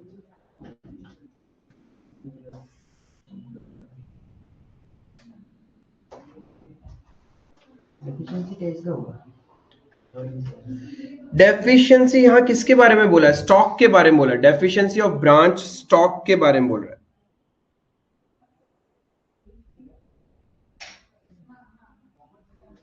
कमीशन जो होगा उसका 25% डेफिशिएंसी में चला जाएगा।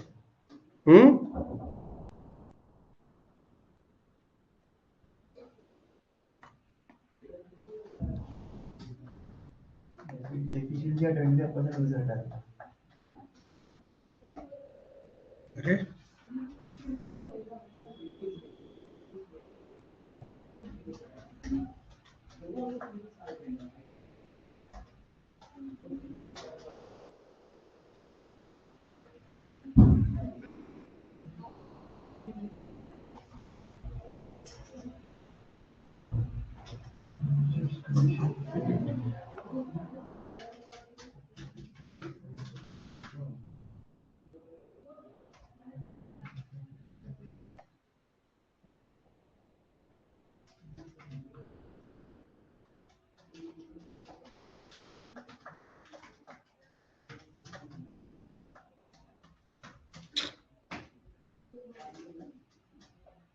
इसको क्या नौटंकी हो गया? देखो, आपको सबसे पहले क्वेश्चन के अंदर में चीजों को समझना होगा। भाई क्वेश्चन थोड़ी ना हर चीज एक जैसा होता है। आपसे मैनेजर कमीशन पूछा है और क्या क्या चीज पूछा है, देखो फिर से पढ़ते हैं आराम से शांति से। पहले दो लाइन में क्या दिया हुआ? पहला दो लाइन में आपको जीपी परसेंटेज बता दिया। जीपी परसेंटेज कितना है? 25% on sales.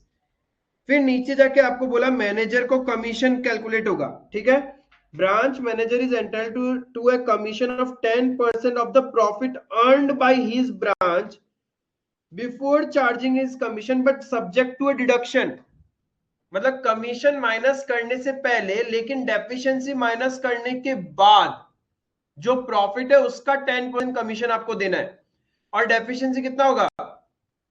25% of any ascertain subject to a deduction from such commission equal to 25%। यानी देखो क्या बोल रहा है, कमीशन कितना है पता है? 10% ऑफ प्रॉफिट। अब ये प्रॉफिट भी कौन सा? प्रॉफिट में से कितना माइनस कर देना है? 25% of deficiency. 25% of deficiency equals to 25% of any ascertain deficiency of branch stock। ये माइनस कर देना, ये क्वेश्चन आपको बोल रहा है। तो अब ये डेफिशिएंसी में निकालू कैसे, समझना डेफिशिएंसी कैसे निकल सकता है।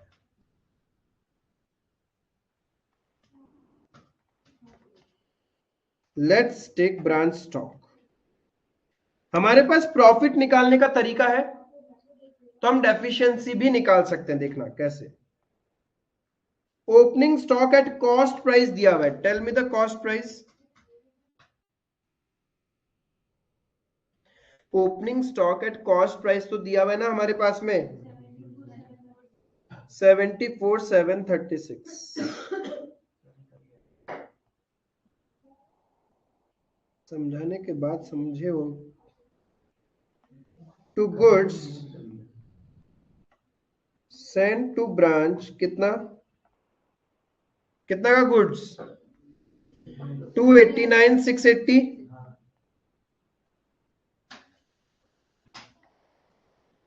बाय सेल्स कितना, 361,280। Managio 361,280 by closing stock. अब क्लोजिंग स्टॉक तो हम लोग सेल्स पे नहीं लेगा, कॉस्ट पे ले लेता है, क्योंकि सारा एलिमेंट कॉस्ट पे ले रहे हैं। तो हमारा सेलिंग प्राइस है 25% ऑन सेल्स, वैल्यू भी सेल्स पे ही दिया हुआ है, तो 25% हटा देता है इससे। क्लियर है। 123,328 माइनस 25%, 92,496। कॉस्ट प्राइस पे आ गया ये क्लियर है। ये निकला सबसे। ग्रॉस प्रॉफिट कितना है,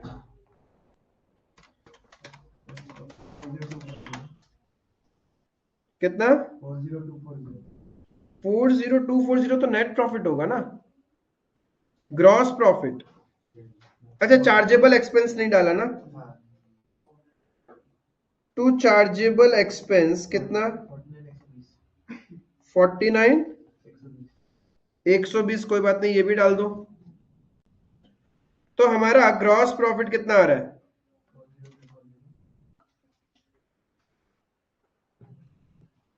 इससे कैसे, तो डेफिशिएंसी फिर कैसे आएगा तुम्हारा। जीपी बोला सेल्स का 25%। डायरेक्ट नहीं है। सेल्स का 25%, तुम जो बोल रहे हो 40240 वो तो एनपी बोल रहे हो बाबा। क्या चीज, तुमने अभी क्या किया पता है, इसमें से ये माइनस कर दिया, तब तुम्हारा आ रहा है ना ग्रॉस प्रॉफिट। चलो मैं तुम लोग को डेफिशिएंसी फिर कैसे निकालोगे, चलो ये निकाल दिया ग्रॉस प्रॉफिट। बेसिकली यही ग्रॉस प्रॉफिट है, यही आपका नेट प्रॉफिट है, यही आपका एनपी भी होगा। क्यों, क्योंकि और कोई इनडायरेक्ट एक्सपेंसेस है नहीं। तब फिर ये ब्रांच स्टॉक अकाउंट नहीं हुआ, ये आपका ब्रांच अकाउंट हुआ।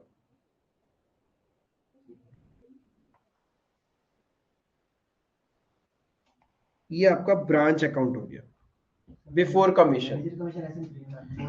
ये जो नेट प्रॉफिट ये क्या है, बिफोर कमीशन। ठीक है, हम कैसे निकाला था?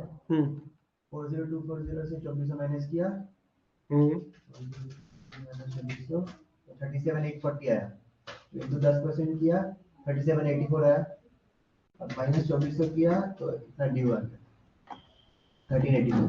हाँ 3784 आया तुम्हारा।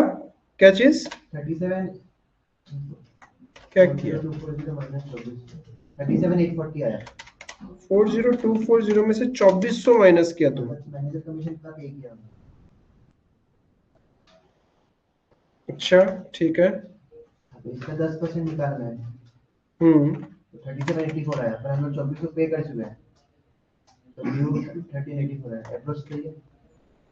ये सही है, लेकिन इस तरीके से नहीं है, पता ये बाई फ्लूक फिगर्स मैच हो रहा है। डेफिशिएंसी पे कुछ कहानी था वहां पे, तुम्हारा डेफिशिएंसी तो तुम इस क्वेश्चन में निकाला ही नहीं कि डेफिशिएंसी कितना है। व्हाट इज योर डेफिशिएंसी, ये कैसे निकाला हमने?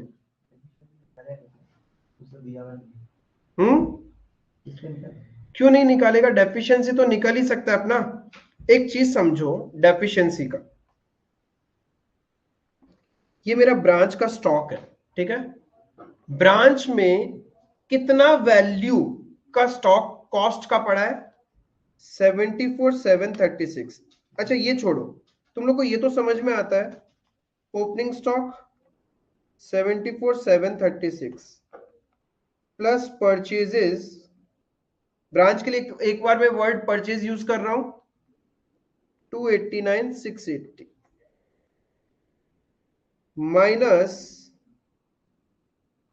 Closing stock. अच्छा ये माइनस क्लोजिंग स्टॉक मत करो, minus cost of sales, minus cost of sales should be equals to your closing stock. Cost of sales हम निकाल सकते हैं, अगर सेल्स इज 361,280 और प्रॉफिट है 25% ऑन सेल्स, तो ग्रॉस प्रॉफिट माइनस कर दो। तो 361,280 में से ग्रॉस प्रॉफिट में माइनस कर दूं तो कॉस्ट ऑफ सेल्स है 279,60 है या नहीं है? ये समझ में आता है? This should be your closing stock ना। 74,736 प्लस 289,680 माइनस 270,960, आपका क्लोजिंग स्टॉक कितना होना चाहिए? ये क्लोजिंग स्टॉक होना चाहिए, बट आपका क्लोजिंग स्टॉक है कितना? तो गया कहां? That is your deficiency. याद है हमने नॉर्मल लॉस एबनॉर्मल लॉस वाला क्वेश्चन किया था ब्रांच स्टॉक अकाउंट बना के, जब प्रॉफिट निकालने का तरीका पता होता है। तो यहाँ प्रॉफिट का तरीका पता है, फिर भी तो स्टॉक अकाउंट तो मैच होना चाहिए ना। मैच नहीं होने का रीजन क्या है? That is my deficiency.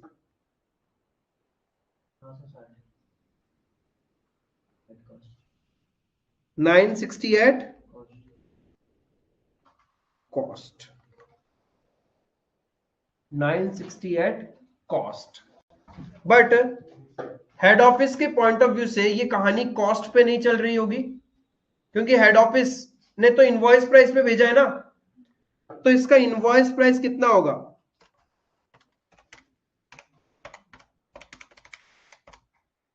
1280 at invoice price। अरे इफ 25% ऑन सेल्स है तो 33.33% ऑन कॉस्ट हुआ, तो 33.33% ऐड कर दिया तो मेरा इनवॉइस प्राइस आ गया 1280। हाँ ये आ गया।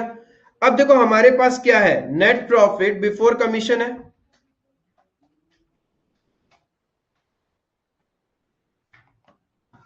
देयरफॉर कमीशन कितना बनता है? 40,240 का 10% है ना, 4024 ये कमीशन बनता है। सब्जेक्ट टू, वहां पे क्या लिखा था देखो, टर्म पढ़ना बच्चे से, लैंग्वेज फिर से। नेट प्रॉफिट किस पे कैलकुलेट करना है? 10% of profit earned by the branch before his commission. तो बिफोर हीज कमीशन हमने नेट प्रॉफिट निकाला, उसका 10%, but subject to a deduction, यानी इसमें से minus 25% of deficiency manager bear करेगा। भाई मैनेजर को रखा ही क्यों था? इसी के लिए तो रखा होगा ना। बोलता है प्रॉफिट पे कमीशन मिलेगा तो नुकसान होगा वो भी तुझे भरना पड़ेगा। तो यहाँ पे हमारा कंपनी के पॉइंट ऑफ व्यू से, कंपनी थोड़ी ना उसको कॉस्ट बताएगी, कंपनी तो यही बोलेगी ना कि तुमने ओवरऑल 1280 का लॉस करवा दिया। क्या चीज? सेलिंग प्राइस का कंपनी निकालेगी, मैनेजर, अरे भाई कंपनी उससे कॉस्ट क्यों रिकवर करेगी? कंपनी तो प्रॉफिट भी रिकवर करेगी ना मैनेजर से। तो 25% ऑफ डेप्रिशिएंसी यानी 1280 का 25%, 320, सॉरी क्या चीज, 25 subject to a deduction of 25% from such commission equals to 25% of any ascertained deficiency of branch stock। मतलब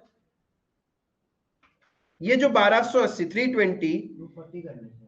हाँ अब देखो ये 320 आया, 25% ऑफ डेफिशिएंसी, इतना लॉस मानेगा कंपनी, उसका 25% किससे माइनस करना है,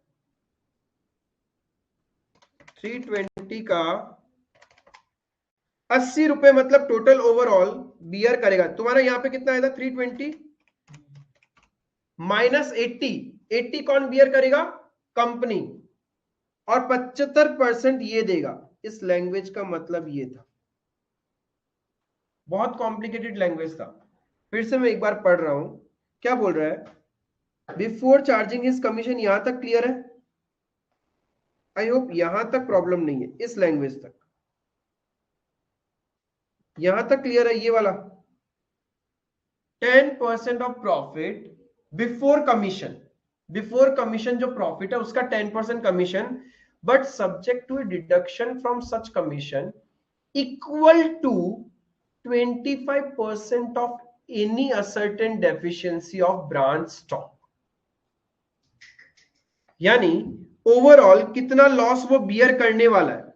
तुमने वो कितना निकाला था, डायरेक्ट यहां पे कॉस्ट पे ले लो, या तो इसको, ये जो किया ना इन्होंने, ये छोड़ो, मैं ऐसे ही निकाल दूं आपको। डेफिशिएंसी कॉस्ट पे निकाला, उसका 25% 240, ये सबसे सिंपलेस्ट है।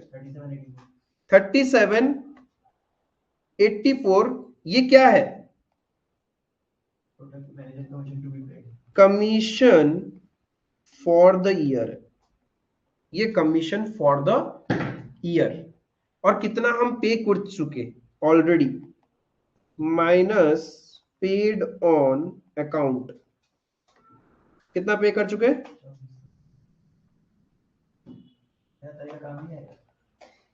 तुम डेफिशिएंसी नहीं दिखा। यहां क्या हो रहा है, तुम्हारा तरीका और डेफिशिएंसी का वैल्यू सेम मैच हो रहा है। यदि डेफिशिएंसी का परसेंटेज कुछ भी बदल दे तो फिर वो मैच ही नहीं होगा तुम्हारा वाला।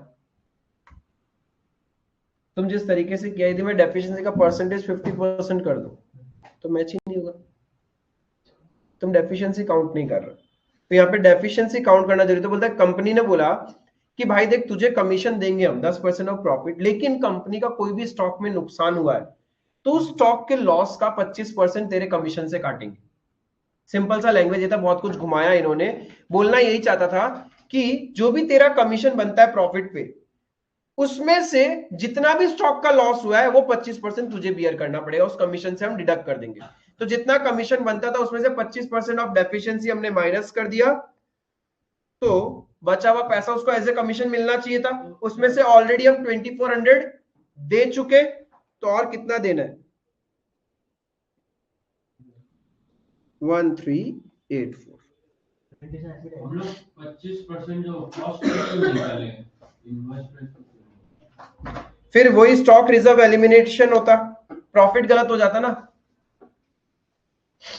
मैनेजर को हम लोग खुद ही बताएंगे कॉस्ट क्या चीज, हाँ माना मैनेजर को कॉस्ट नहीं बताएंगे, तो मैनेजर बोला ऊपर का सारा स्टॉक जो लिया फिर ये भी इनवॉइस प्राइस पे लो।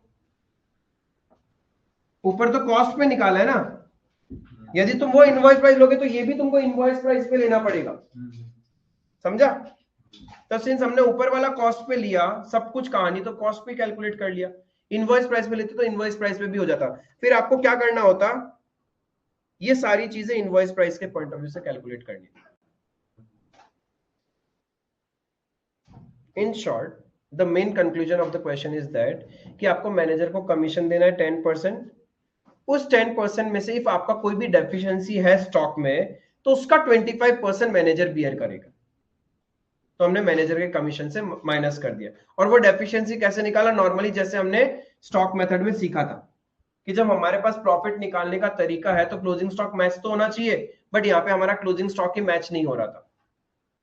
तो आप एट कॉस्ट या एट इनवॉइस प्राइस कैसे भी कर सकते थे इस क्वेश्चन को। For the reference purpose if you want, ये मेरा एट कॉस्ट है ना, इसको मैं एट इनवॉइस प्राइस पे भी निकाल सकता हूं। इनवॉइस प्राइस पे क्या होता है, ये मेरा 74,736 प्लस 33.33%, 99,648 ओपनिंग स्टॉक। परचेज में भी ऐड कर दो 289,680 प्लस 386,240, ठीक है। सेल्स तुम्हारा वही रहता जो सेलिंग प्राइस था इनवॉइस प्राइस पे, तो closing stock at invoice price आ जाता है। कितना आना चाहिए,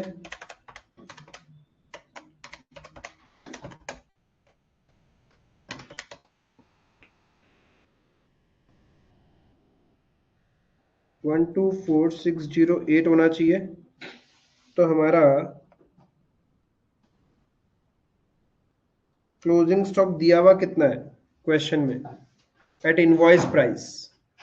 closing stock at invoice price दिया हुआ है ना क्वेश्चन में, 124,608 माइनस 123,328,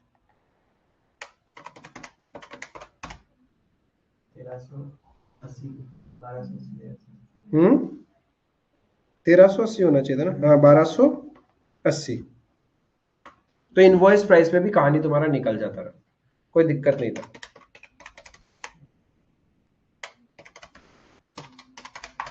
का 75%, फिर 25%, 240।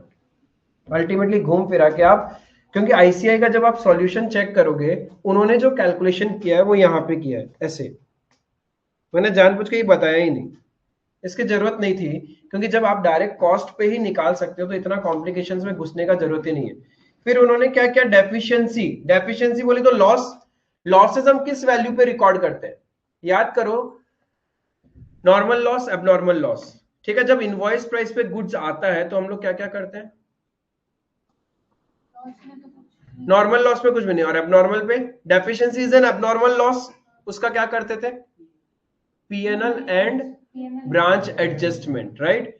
तो पीएनएल में कौन सा वैल्यू, कॉस्ट वैल्यू जाता था ना, तो यहाँ पे भी तो हम क्या कर रहे हैं, कॉस्ट का तो 25% मैनेजर से मांग रहे हैं, क्योंकि वही तो मेरा प्रॉफिट से कम होना चाहिए।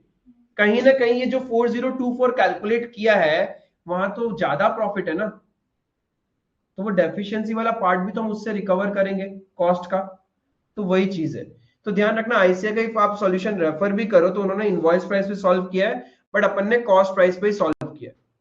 तो ये चीजें आपको आईसीआई के सजेस्टेड सॉल्यूशन में दिख जाए, ठीक है। तो बस इतना ही था, जाके इस क्वेश्चन को थोड़ा सा रिवाइज करना। दो अच्छे क्वेश्चन कर लिए आपने, एक ये वाला और 9 वाला, गोवा और पुणे वाला, ठीक है। तो जब रिवाइज करो तो इन दो क्वेश्चन को मार्क करके रखना। ये जो मैनेजर कमीशन का क्वेश्चन है, ये चांसेस बन जाता है आपका 4 मार्क्स या फिर 6 मार्क का क्वेश्चन बनने में, कैलकुलेशन पार्ट ही है, ठीक है। तो थोड़ा सा एक बार इसको रिवाइज कर लेना,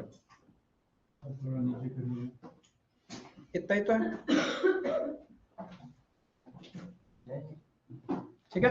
बाकी आप जो क्वेश्चंस है वो प्रैक्टिस करना। होमवर्क में कुछ एक आधा मार्क किया था, एक क्वेश्चन मार्क किया हमने, ठीक है, वो करना। कल फॉरेन ब्रांच से पहले अपन बाकी कंपेयर के कुछ क्वेश्चन देख के फॉरेन ब्रांच डिस्कस कर लेंगे। ज्वाइन कर लिया, हाँ किया, नहीं पुणे वाला, ठीक है। That's all for today. Thank you.